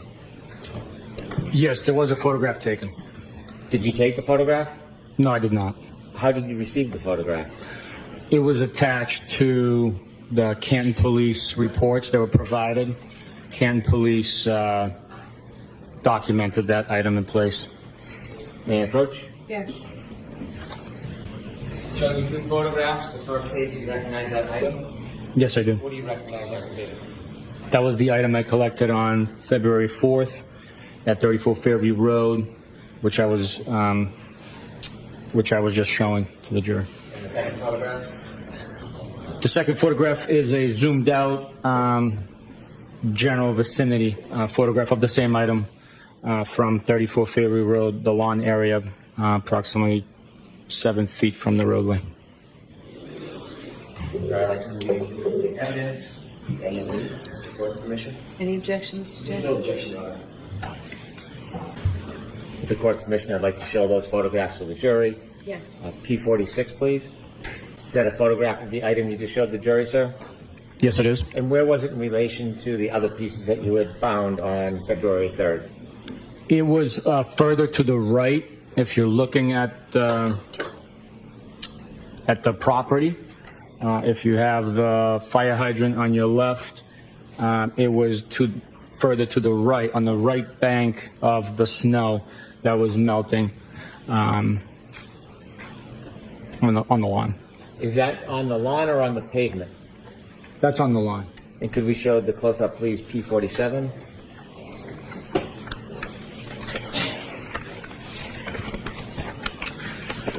When you recovered those items, did you go through the same protocol of gloves and bags? Absolutely. Did you return to 34 Fairview on February 10th? Yes, I did. Was the snow in a different state than when you last left it on February 3rd? Yes, it had receded significantly. When you went back on February 10th, were you with anybody? I believe I was with another trooper. Do you know who that was? I don't remember. I'd have to refresh my memory. Was it Michael Proctor? It might have been, yes. Could you produce 7-11, please? Yes, sir. Does that bag contain some of the items you found on February 10th at Fairview Road? Yes, it does. I move that into evidence, please. No objection, Your Honor. Okay. Exhibit 102. Can you describe generally the size of the items in that bag?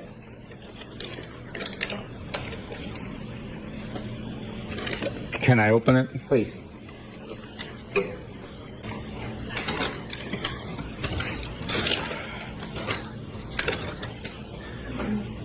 Generally speaking, there's 6 plastic pieces of clear and red and black items. They're in size approximately to like $50. Without going through every one of them, can you just pull out one red and one clear to show the jury a representative sample of what's in the bag?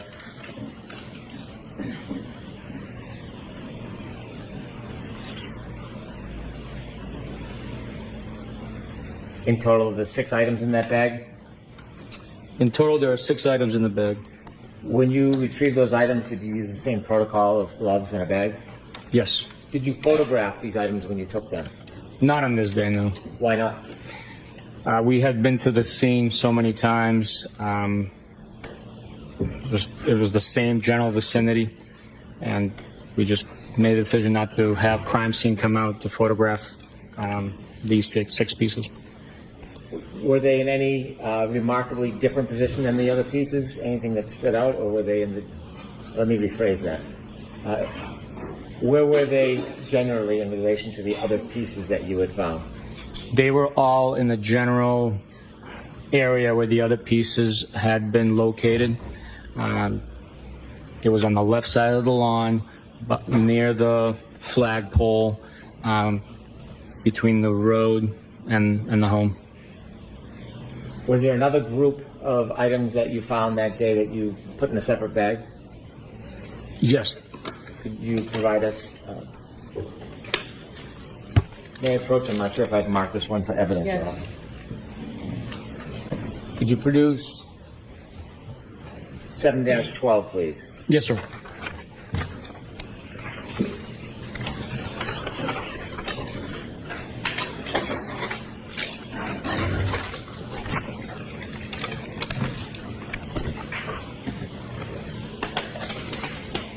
I'd move this into evidence, please. No objection, no.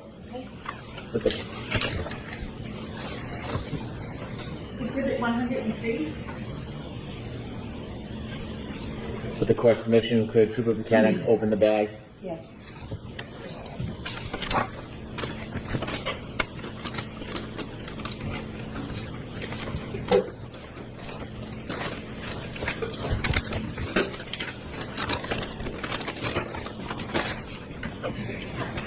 In that bag, are there different types of items? The items you showed us before were appear to be plastic. Yes, these items are packaged in wax paper. There's 14 pieces in total, and these items contain glass and plastic fragments, some of which are also within like a cylindrical tin container that you saw earlier. Could you show us some of the glass pieces, please? Yes, sir.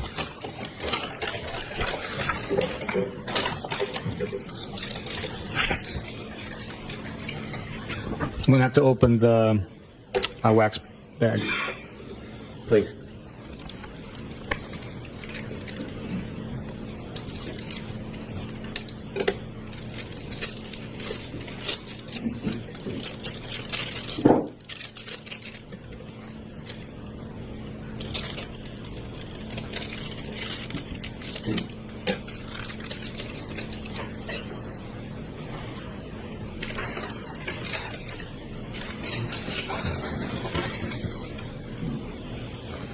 Could you stand so the people in the back can see?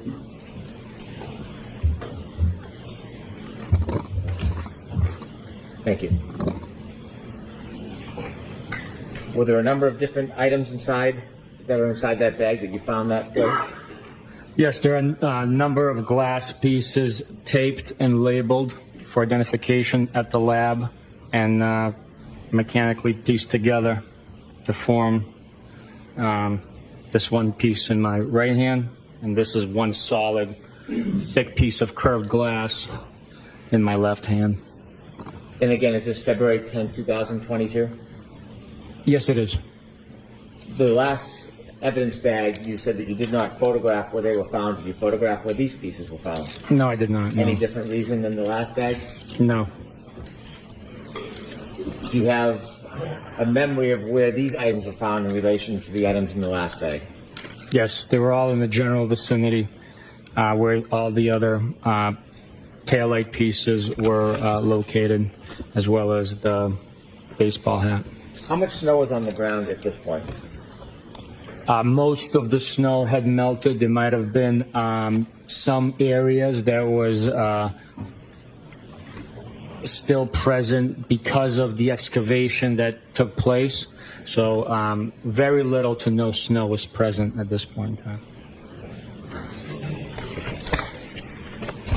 May I approach, Your Honor? Yes.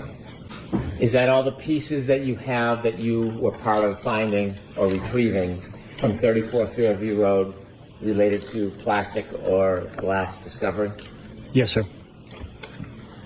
Did you continue to work on this case? Yes, I did. At some point, did you receive video from a number of different locations? Yes. Where were you part of retrieving or receiving video from? I was part of retrieving and receiving video from CF McCarthy's, the Waterfall. There was also video that was collected from other agencies and entities. Did you seek a search warrant or video evidence from a company called Ring? Yes. For what location? For the Meadows Ave location, Mr. John O'Keefe's residence. Did you receive video from Ring, directly from Ring? Ring sent over files with Ring video. Was that by link, by a computer? I'm not sure how it came in. It was via the internet. Did you view all of the files that were produced by Ring? At some point, I reviewed all the files, yes. Was that pursuant to a subpoena? I'm sorry? Were the Ring videos produced pursuant to a subpoena? Through the search warrant, yes. We requested it through the search warrant. That's the way that these providers, service providers, respond to court legal service. Were you aware that some cruisers or the cruisers at the Canton Police Department had dash cam video? Yes, I am aware of it. Did you obtain and review video? Yes, I did. Have you seen other video from the Canton Police Department? Yes, I did. At some point, were you asked if you would consent to provide your DNA? Yes, I was, yes. Is that uncommon in investigations? It's not common, but situations do arise where you're asked to do that. So it's not the first time that's happened, but it has happened before where a law enforcement individual officer has to provide DNA, and they consent. Did you? Yes, I did. Did you review any other materials in this case? Did you review any reports? I did review reports, yes. Did you write reports in this case? Yes, I did. Now, I want to ask you about Michael Proctor. You had told us that you were working on this investigation with him. Yes, I was. Are you still working on this investigation with him? No, I'm not. You were Michael Proctor's supervisor? Yes, I was. When you work for the state police, do you have a personal phone and a phone that is provided to you by the state police? Yes. The state police phone, is that a work phone? Yes, it is. What type of information do you receive on that phone? You can receive communications via email, text message, cell phone, tower, voice communications. Okay. Do officers communicate with each other at times on those work phones? Yes, they do. And during that time, did you have a work phone that you were using for communications? Yes, I did. At some point, did you receive or were you placed on an email chain that included Michael Proctor and others? I believe it was a text chain. I'm sorry, a text chain. Yes. Were you included on a text chain involving Michael Proctor and others? Yes, I was. Did you receive a text or a text chain from Michael Proctor and other people? Yes, I did. And when you received a text, do you remember where you were when you received the text chain? The specific one you're referring to, I was at the Logan Airport working a traffic detail. When you received that text or text chain, did you respond? I acknowledged the text. I did not respond with verbiage. And then during that text chain, did you look at the entire text chain? No, the text message came through on my Apple Watch as I was controlling traffic. I glanced at it, took part of the information that came through, and acknowledged it with a thumbs up emoji, indicating that I read it. At some point, did you learn everything that was on that text chain? Yes. And as a result of that text chain, was there an investigation? There was. And during that investigation, you were Michael Proctor's supervisor? I was. After the investigation was done, did the state police make any finding against you for that text chain? Yes. There were 2 sustained findings as a result of that investigation. Did you initiate that text chain? No, I don't believe so. You did react with a thumbs up? I acknowledged the text message that he sent, or portion of the information that came through on my watch. And the 2 sustained findings against you, were one of them for failure to adequately supervise? Yes. And the other, was it regarding a routine or regular review that it didn't consider that text chain? I'll rephrase. Okay. That second sustained finding, was it regarding a review of the performance level of Mr. Proctor? That's correct. Sustained is to fill. Was there a second sustained finding? Yes, there was. Did it relate to the review process of a subordinate? Sustained is to fill.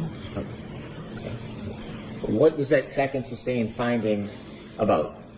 The accuracy of the review of the quarterly performance evaluation. You said quarterly. How often would you write reviews for subordinates? Every 90 days. Was there any other sustained finding against you? No. Was there punishment in light of those 2 sustained findings against you? There was. And what was that punishment? I lost 5 vacation days. Do you presently work in the Homicide Division of the Norfolk County District Attorney's Office? I do. Are you currently a sergeant? I am.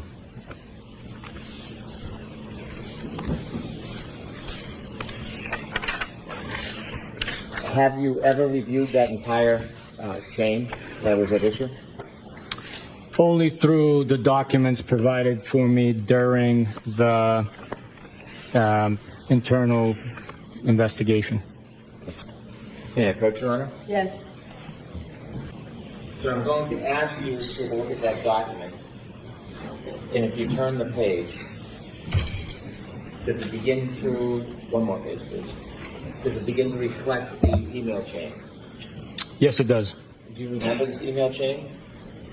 I remember seeing it when I reviewed it. I don't remember the intricate details of these messages. Do you remember that photograph? I don't. Okay, could you turn the page? Is there text? Yes, there is. Without citing the phone numbers, I'd like you to cite the author of the text, and I'd like you to read the text to the jury.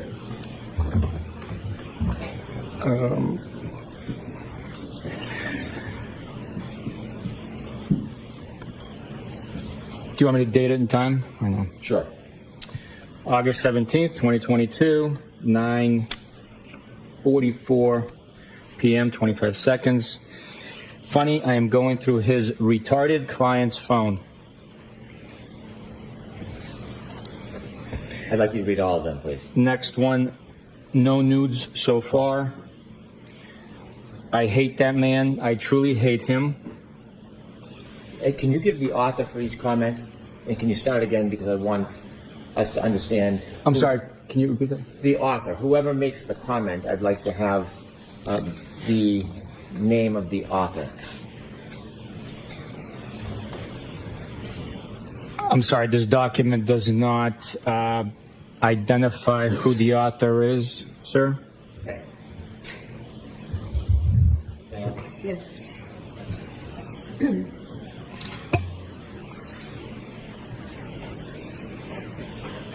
It identifies this as your phone, That is, yes. but each comment doesn't identify who sent it. No, it does not. I assume it's an extraction from one device, but I see. If you made any of the comments yourself, would you tell us? if I made those comments? No, if you make any of them in here as you read them, will you point out if you... Absolutely, yes. Okay. And if you don't know who made the comment, can you just identify that for us as you read it so we know? Okay, do you want me to continue to the next page? Why don't we start over, because I should have been more clear in my direction. Could you begin again? So in the beginning, it says, funny, I am going through his retarded client's phone. Is that your comment? No, it is not. Okay, next. It appears to be the same person because of the way that the extraction happens, and it says no nudes so far. Again, I believe it's the same person because all of these are identified as sent. It says, I hate that man. I truly hate him. Do you have any belief that's Michael Proctor who is writing these? Yes, I believe that is. Next, please.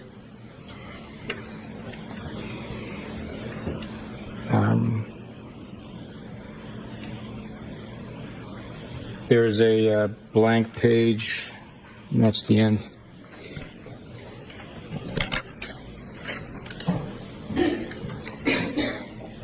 Yes, sir. Did you say you were suspended 5 days or lost 5 days vacation? Lost 5 days of vacation. Okay. And have you continued on your cases? Yes, I have. I want to go back to the evidence that you reviewed in this case. Okay. Did you get to look at the ring video for John O'Keefe's home at Meadows?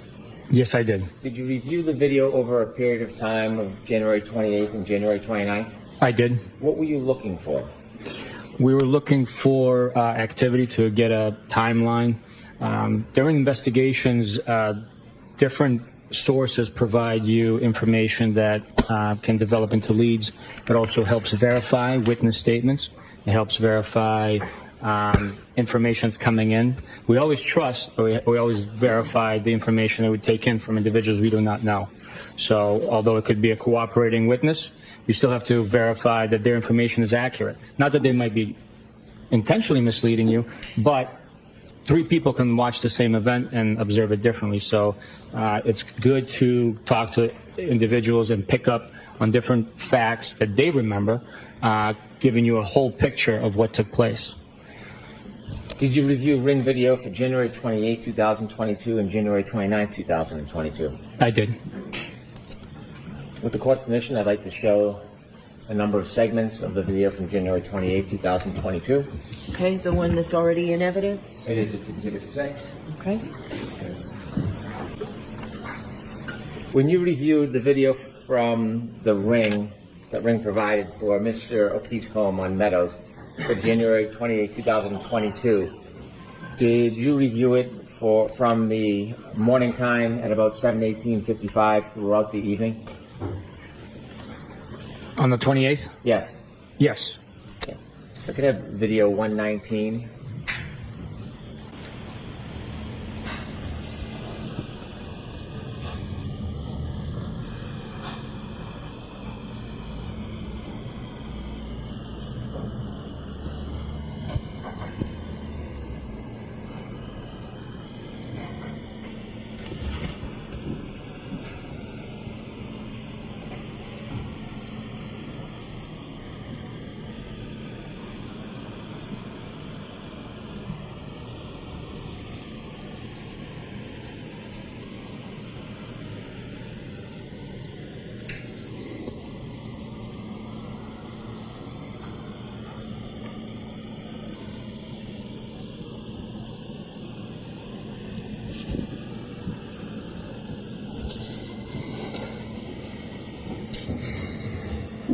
Thank you.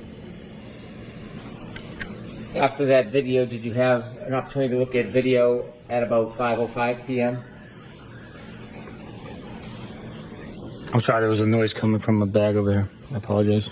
Not a problem. Can you repeat that question? Sure. On January 28, 2022, did you have a chance to look at video from the ring at about 5:05 p.m.?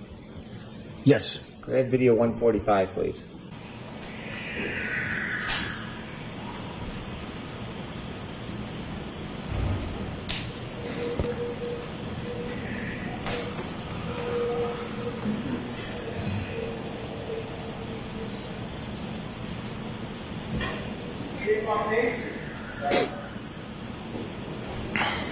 Thank you, Ms. Gilman.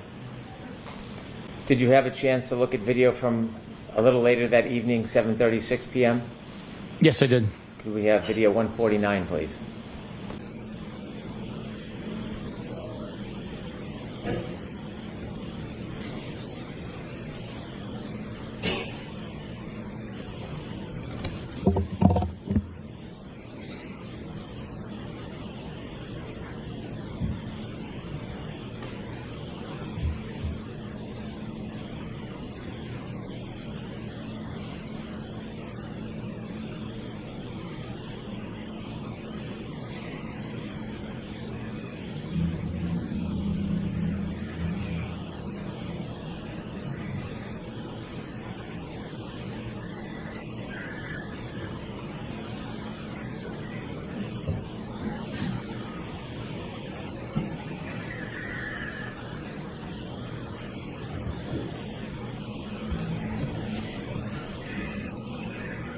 Thank you.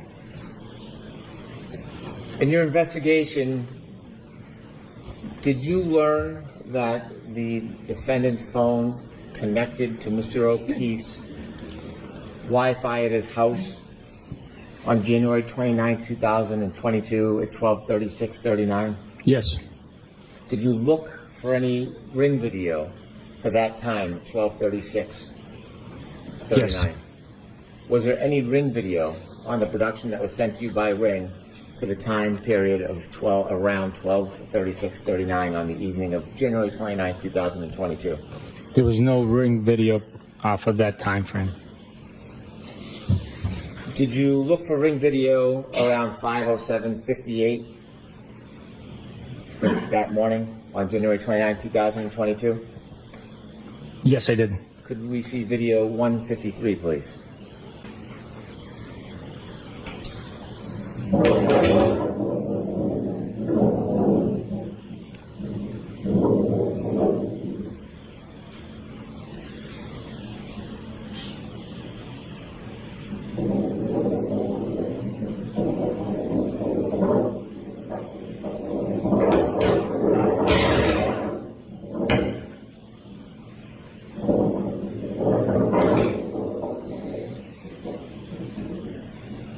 Thank you.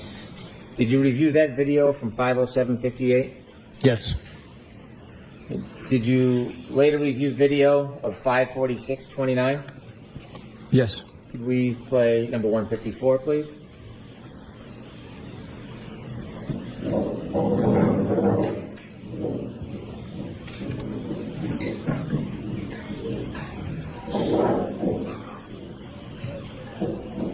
Could you stop that, please? Do you recognize what's in that video? Yes, I do. What is that? That is top left corner is Mr. John O'Keefe's vehicle. Middle left side of the screen is a black Lexus SUV registered to Karen Reed with the license plate based on that registration. And then on the right side, I believe that's Miss Carrie Roberts' vehicle. Did you see the people enter the house? Yes. Did you look for further video after the people arrived at 5:46:29? Yes. Was there any video of those three people leaving? No, there was not.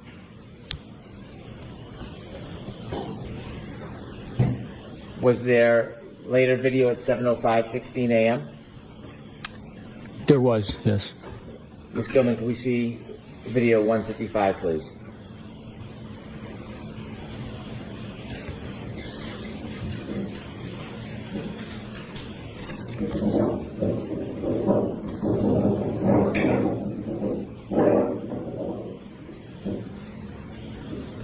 Thank you. Did you later see video at 8:23 a.m.? Yes. We have exhibit or video 159, please.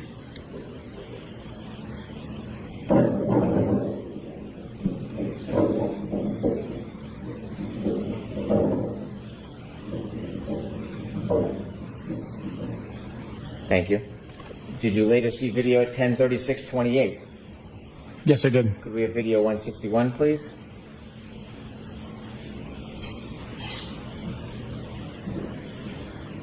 Could you stop that, please? Do you know who's in that video? I believe it's Mr. Paul O'Keefe and Mrs. O'Keefe. Could you please play?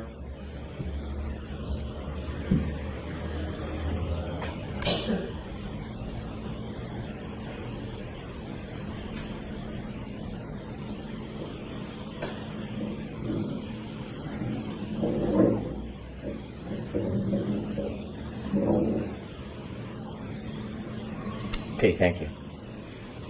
Did you later look at video of 12:04?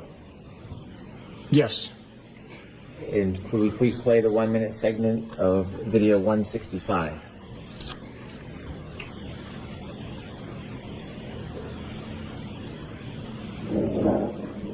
Could you stop that video? Do you know who that is? I believe that's the defendant. Continue, please.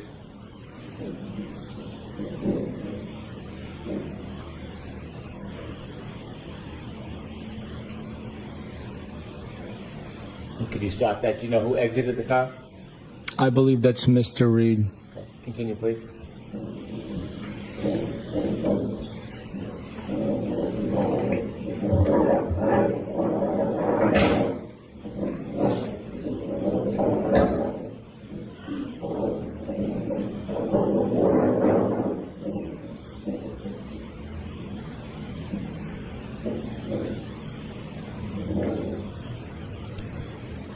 Thank you.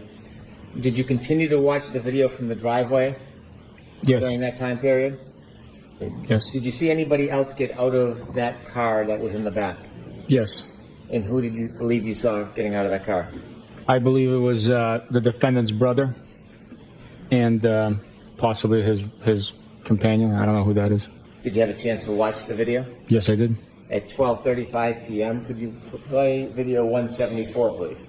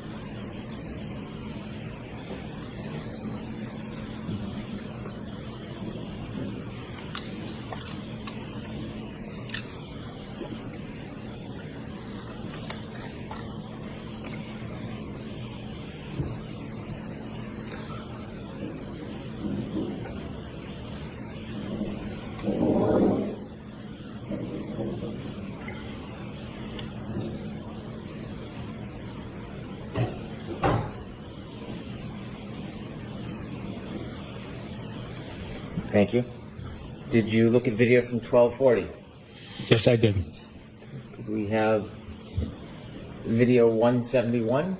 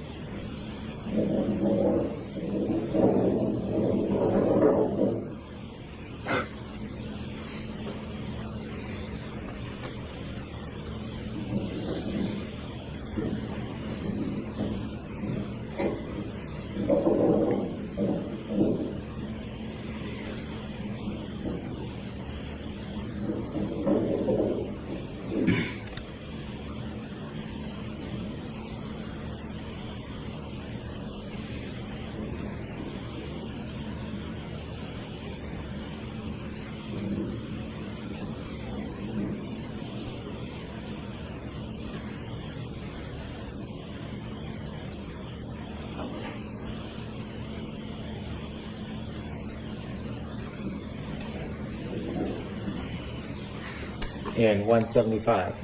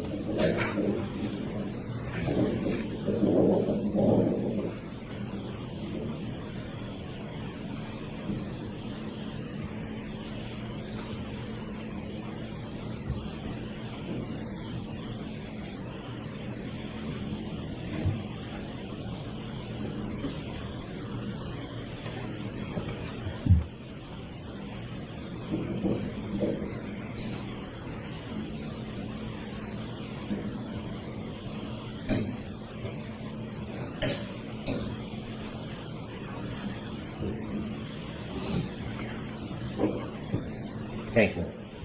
Did you look for further video to see if there's any video for the time around when the Lexus was taken from Meadows that morning?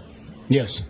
Was there any video that was produced that shows the time around before and the time that Lexus was removed from that driveway that morning? There was no video, no. When you were at the Sally Port, did you get an opportunity to look at the Lexus's rear taillight area? Yes, I did. Did you get to make observations about the damage that you viewed that morning? Yes, I was. Did you later have a chance to see, after the snow melted, what that damage looked like? Yes, I did. Could I have Exhibit 54, please? Do you recognize what's in that photo? Yes, I do. And what do you recognize it to be? That is the defendant's Lexus SUV that was seized and later processed. It's currently in the Canton Sally Port, I believe. Could we close up on the right rear taillight, please? Do you notice anything about that right rear taillight? Yes. What do you notice? It's missing a large red portion of the lens. Is that consistent or inconsistent with the damage that you saw when you first saw that car? That is 100% consistent. Did you get an opportunity to see any video or photographs of that right rear taillight before the car was placed in the Sally Port video? Yes. Did you view the ring video from Mr. O'Keefe's Meadows Ave address? Yes. If we could go back to video 153 from Exhibit 6. If you could play this, please. Did you have a chance to review this video? Yes. Is this at 5:07:58 a.m. on January 29, 2000? Yes, it is.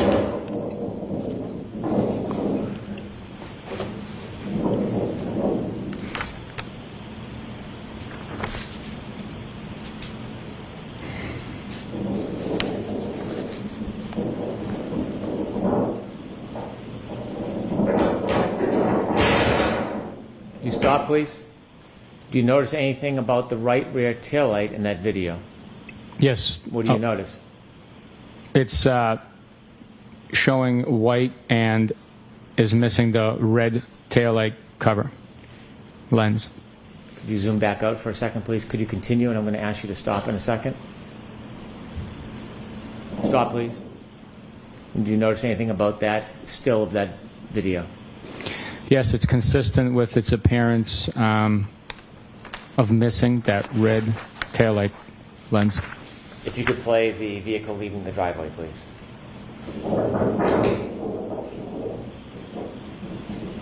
Thank you. May I approach, Your Honor? Yes. Hand you a document, sir? Do you recognize what's in that?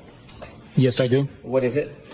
It's a still frame from the ring footage taken of the video we just watched of the Lexus SUV leaving, and the large red portion of the rear taillight is missing.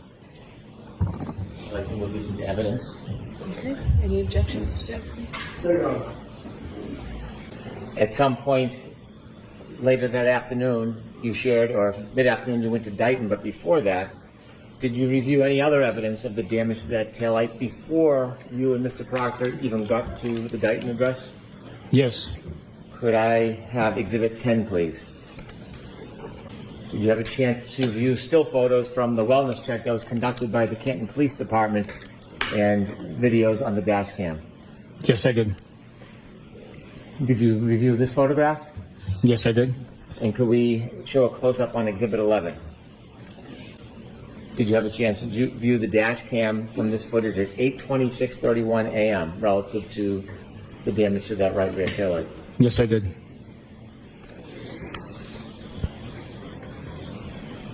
You shared with us that, you can take that down, please. You shared with us that after this time, somewhere around 3:15, you went to Dighton, Yes. and you shared your observations when you got out of your truck and walked towards the car. Yes. Is there any difference between the damages that you've seen in the video, the photograph, and what you saw that morning? The only difference is the amount of snow that's impacted on the vehicle. The damage is consistent. The large red lens is missing in every single piece of every single image that I saw. You mentioned that there was a tow of that car in Dighton that you were there for. Yes. Were you aware that video footage was provided to us from that tow? I was made aware, yes. I'd like to enter into evidence a video from alarm.com. Okay. No objection. Did you view the video that was provided to us relative to the right rear taillight? From alarm.com? Yes. Yes. Court Commissioner, I'd like to play that for the jury. Okay.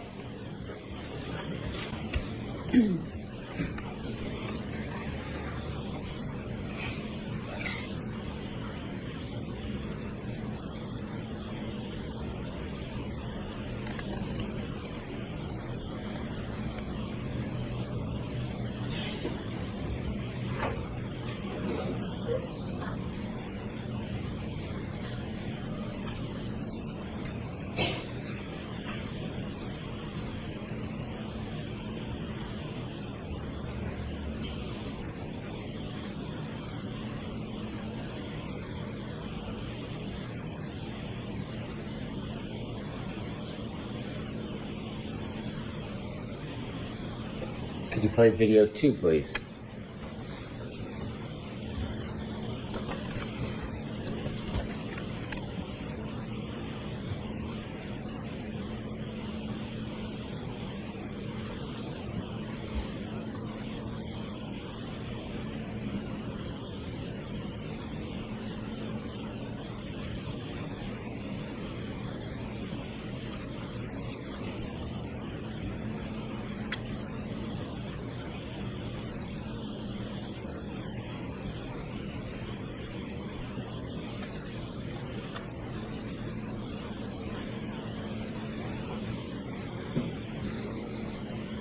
Could you stop, please? Do you notice anything about the color of the right rear tail light? Yes, it was white. Could you continue, please?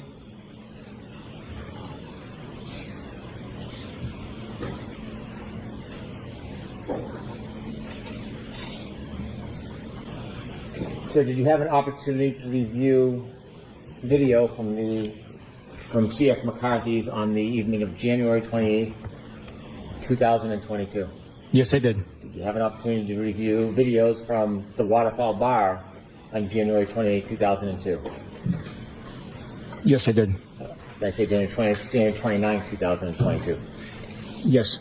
Did you review all the entire relevant time periods? Yes, I did. When you reviewed those videos, were there a number of different things you were looking for? Yes, there was. Can you share with the jury what you were looking for? We were looking for consistency in statements that were already received through interviews. We were looking for description of clothing individuals were wearing at the bars, at those locations. We were looking for any evidence of aggressive behavior, any sort of information we could learn to help us with the investigation.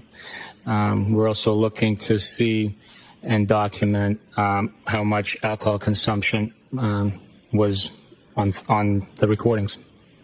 When you went through the videos, did you happen to have an opportunity to copy and clip portions of relevant time frames regarding alcohol ingestion? Yes. Did you put all of those videos together in a sequence to show the course of the night, times when you could identify alcohol ingestion? Yes, I did. Did you put that into a video format for a presentation? Yes, we did. I think this presentation may take a few minutes. All right, we'll raise the council side for just a second, please. Juries, feel free to stand up. May I approach? Yes. Sir, I'm handing you a CD. Do you recognize that? Yes, I do. And what is it?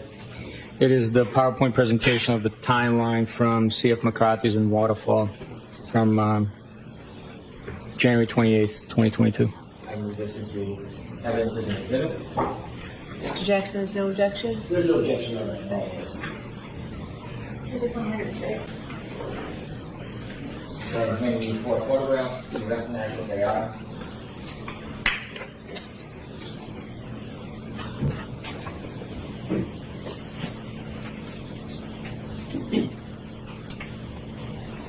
Yes, I do. What are they? There's still frames from CF McCarthy's on January 28th, 2022 at 9:26:01 as timestamped on the footage cam. Are there 4 photographs? There are. I move these 4 photographs into evidence. No objection on that. And here's one exhibit again with the letters, please.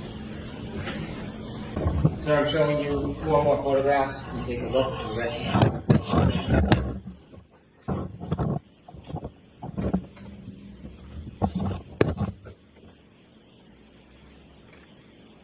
Yes, I do. And what are they? There's still shot photos of the Waterfall surveillance footage from the night of 28th into the morning of 29th. No, I move these 4 photographs into evidence. No objection, Your Honor. Thank you. Your Honor, could I proceed with the PowerPoint presentation? Yes. Trooper, I may stop you with a couple points. Yes, sir. Could you explain to us what this is? Yes, from left to right, It is chronological events that took place at CF McCarthy's. This is surveillance video from one of their cameras within the bar. It should be noted that the video is time-stamped 12 minutes behind actual time. So when it says 9:03, when it is 9:03, the frame will be time-stamped 2051, which is 8:51. So that's the time discrepancy, which is consistent throughout the surveillance footage. So the times that are displayed in those arrows, is that the accurate time? The arrows are the accurate time, and the time stamped 12 minutes behind actual time. In these videos, are you identifying drinks that were received in drink and had been consumed by the defendant? Yes. So the first video, as it is labeled, it's the defendant arriving. The next one will be the ordering of the drink and receiving the actual cocktail. Okay, let's start with the first video at 9:03, please.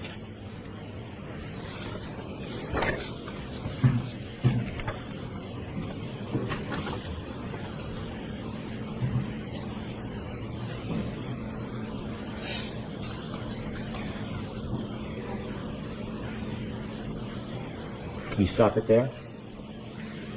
Do you recognize who's in that video? Yes. From left to right of people that you recognize, and identify clothing they might be wearing?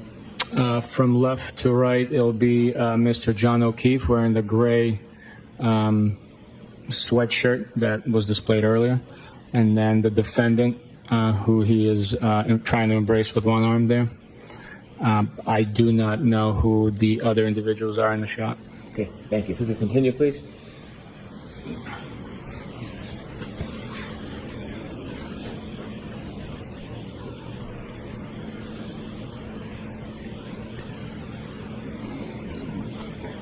If we could proceed to 9:10.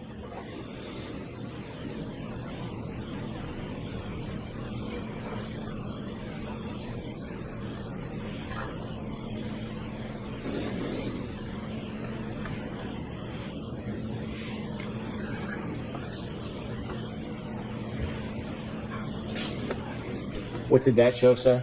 It showed the defendant receiving her first tall vase, cylindrical style cocktail glass with a lime in it and a straw to go along with it. 9:27, please.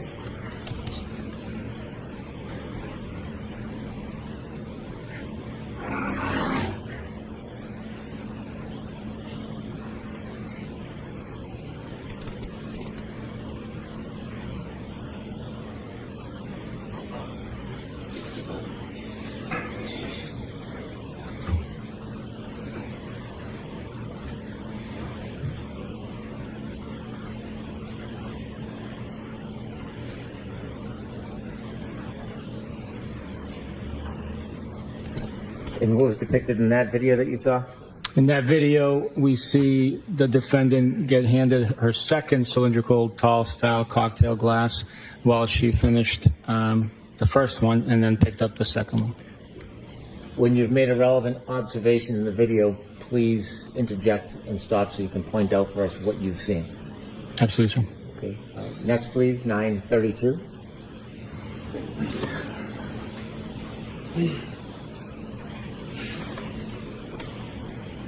Here the defendant is handed a shot. Stop, please. Okay.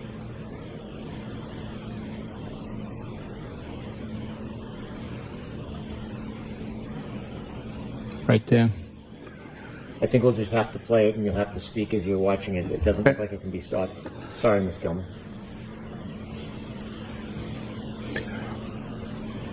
She's handed a shot by the bartender on the left side of the screen. She picks it up and puts it into her second cocktail glass, making it a third beverage of alcohol content that she's consuming.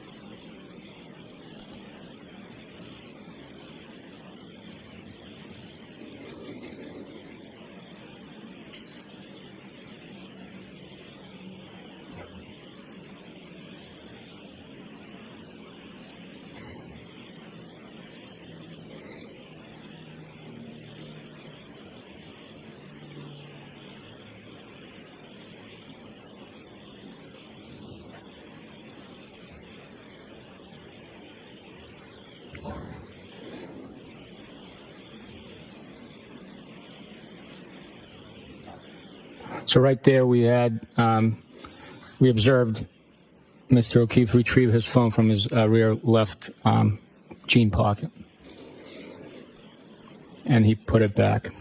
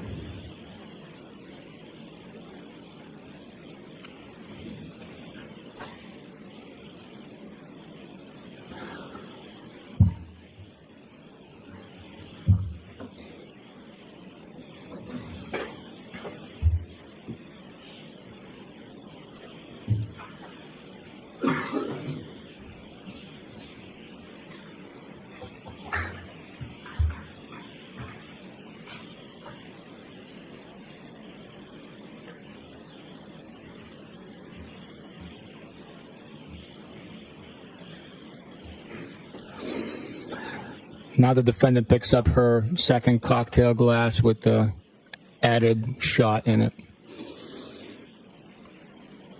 and consumes it.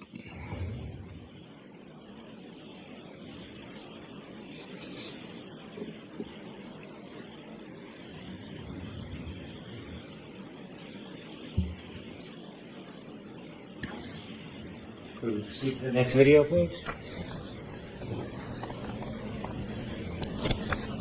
This is now 9:45 p.m. Yes, sir.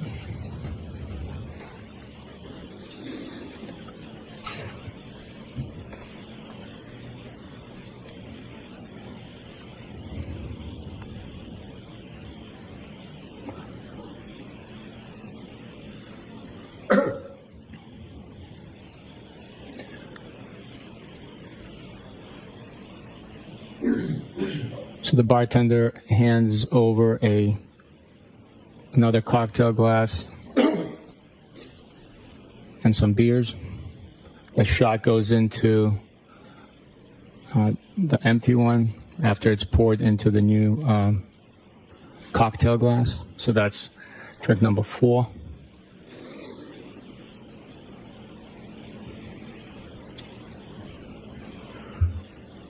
Does it also depict Mr. O'Keefe putting his cell phone in his back pocket again? Yes.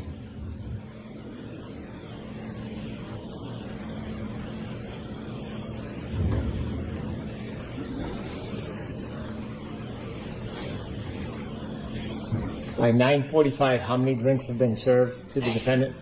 4 drinks. 4 drinks between 9:10 and 9:45? That's correct. In 35 minutes, 4 drinks. Could we proceed to the next screen, please? 10:09 p.m.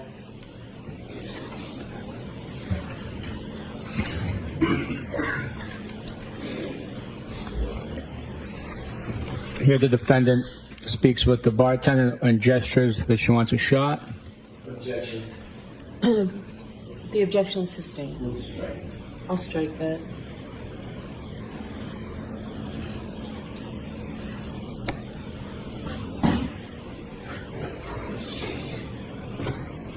Mr. O'Keefe on his cell phone again? Yes, he is.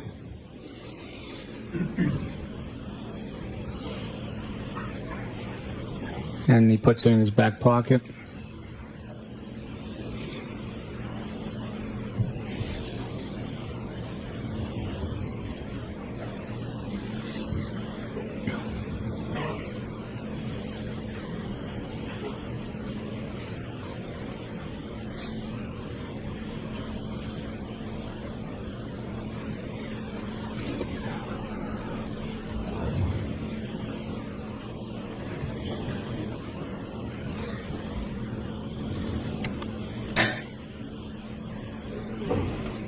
The defendant is showing Mr. O'Keefe the middle finger, and then puts beverages on the bar.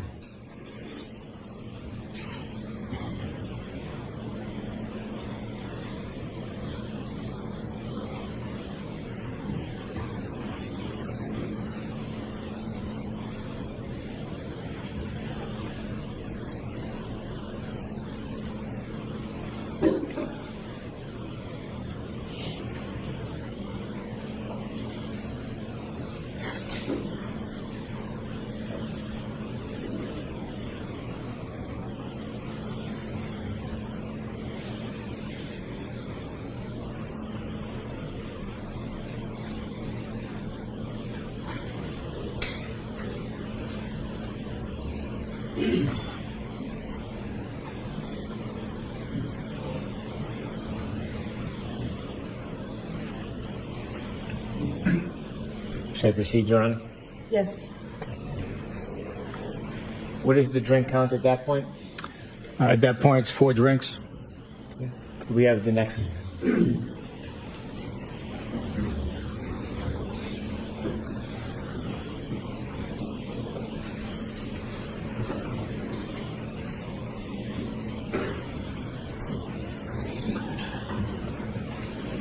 Mr. O'Keefe brings over a couple of beverages.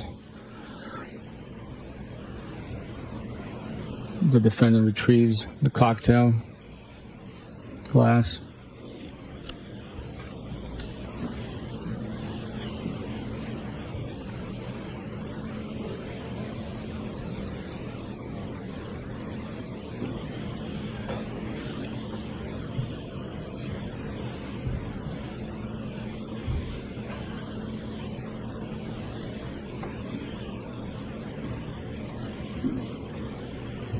A shot glass is picked up by one of the patrons, and the defendant retrieves it from him and places it back on the bar.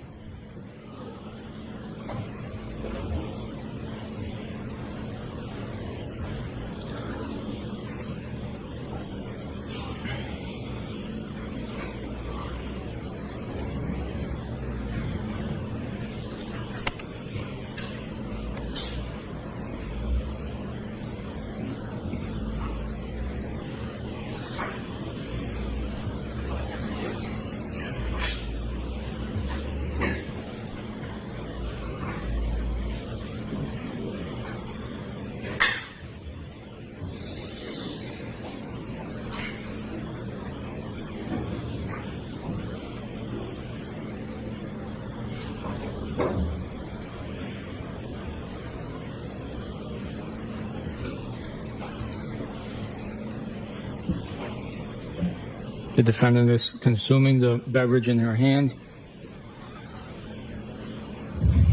places it on the bar.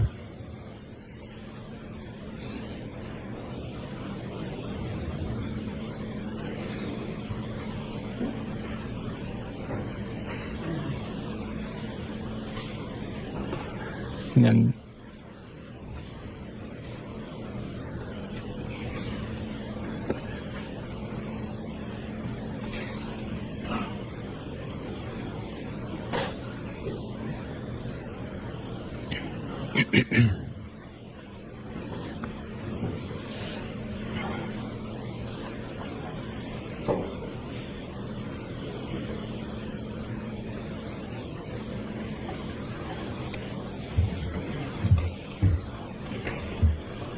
What time are we at now?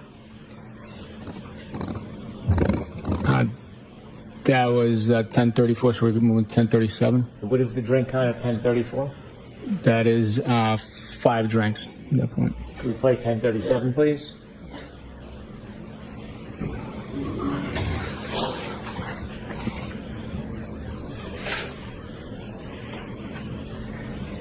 The bartender makes 4 shots, top left corner.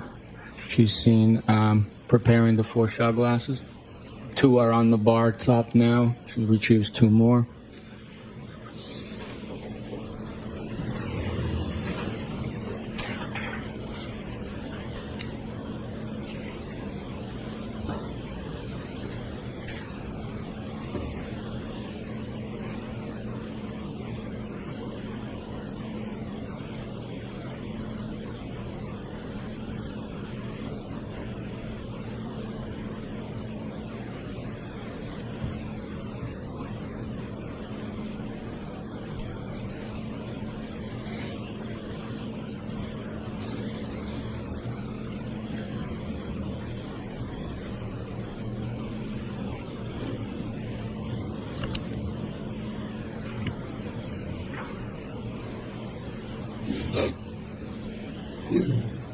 $10.41, please.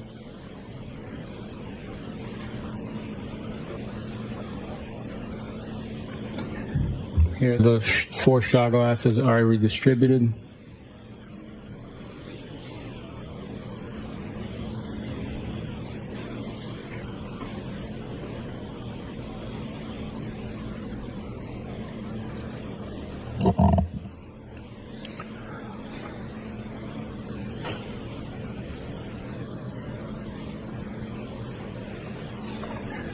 pours it into her drink. She does not consume it from the shot glass.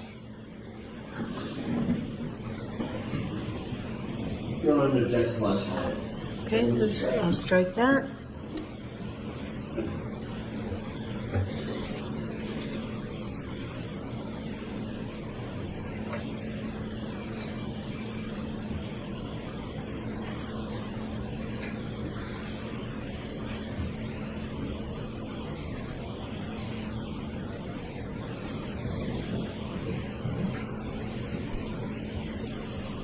Next video, please.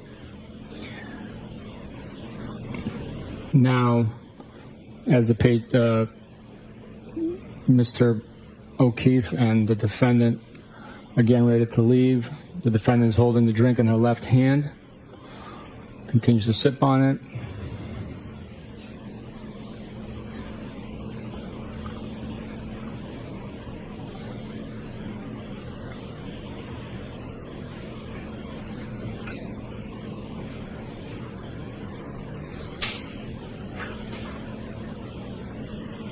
And the two walk out of the bar without the beverage in their hand being deposited anywhere.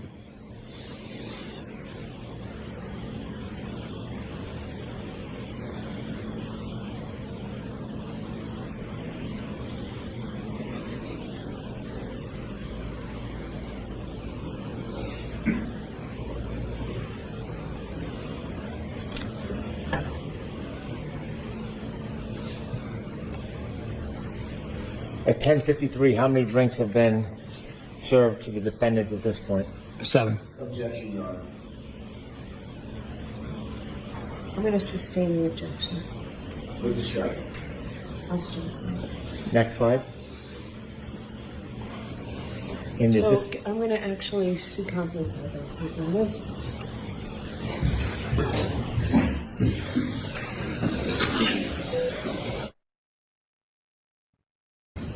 Ms. Gilman, if you could take us to 10:54, and before we begin, Trooper Bukhenik, is this a different location than all the video we've seen before?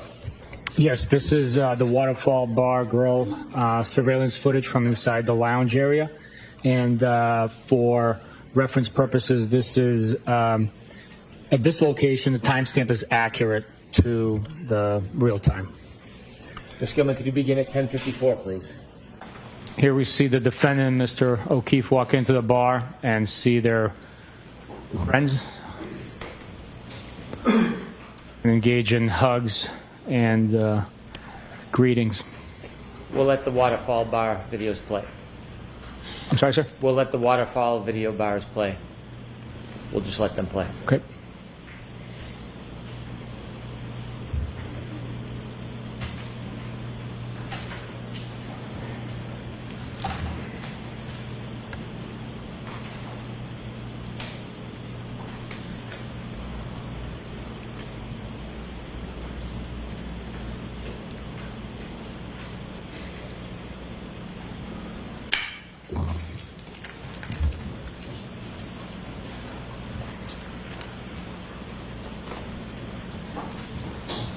$11.46, please.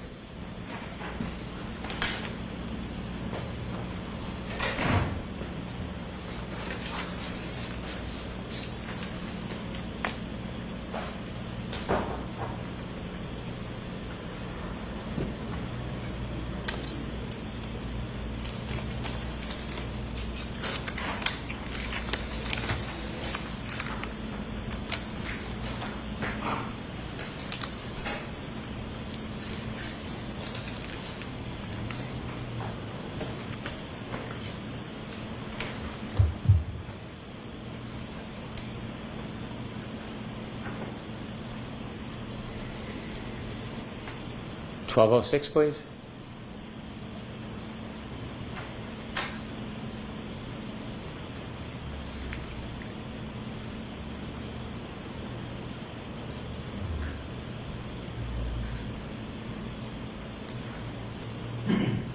$12.07.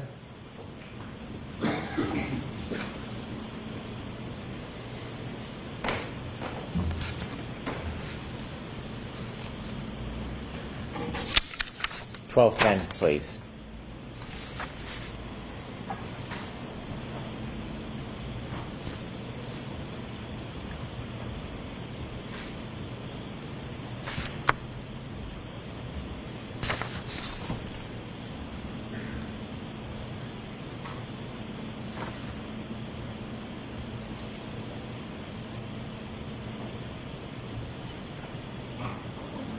Did you see the last person walk out the door on that video clip? Yes, I did. And did you identify who that is? Yes, it's Mr. John O'Keefe. He's wearing the two-tone gray sweatshirt with the sleeves pulled up towards the elbows. Is that the same clothing that you found at Good Samaritan Hospital when you went to visit? Yes, it is. The baseball hat, did you have an opportunity to look at the hat he was wearing? Yes, I did. Is that consistent with the hat that you and the group found on February 3rd, 2010? Yes, it is. The pants? Yes, it is. May I approach, Your Honor? Yes. Showing you Exhibit 108C. This is already introduced the evidence.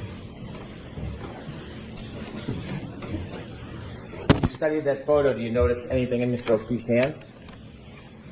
Yes, in his right hand, he's holding a short style cocktail glass with black drinking straw protruding from it as it is backdropped on the snow on the hood of the car that's parked outside.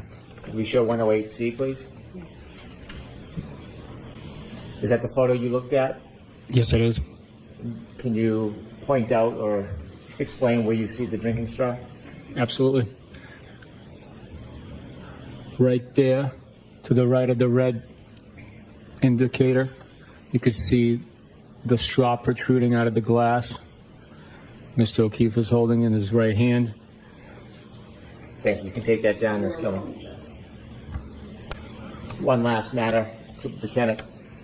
In 2024, did you obtain ring video for that time period in 2024 from Mr. O'Keefe's home? Yes, I did. Did you provide that ring video to a person who works for a company by the name of Aperture? Yes, we did. And just very basically, do you know what Aperture does? Yes, I do. What do they do? They assist in scientific fashion to reconstruct, test, and evaluate, analyze vehicle-involved crashes and deaths. Is Aperture part of the Mass State Police team? They are not. Are they a private company? Yes, they are. May I approach? Yes. Handing in the item to you, do you recognize it? Yes, I do. What is it? It's a ring video from 2024. So what location? Meadows Ave. Evidence? Thank you. I have no further questions. Okay. Exhibit 139. Thank you.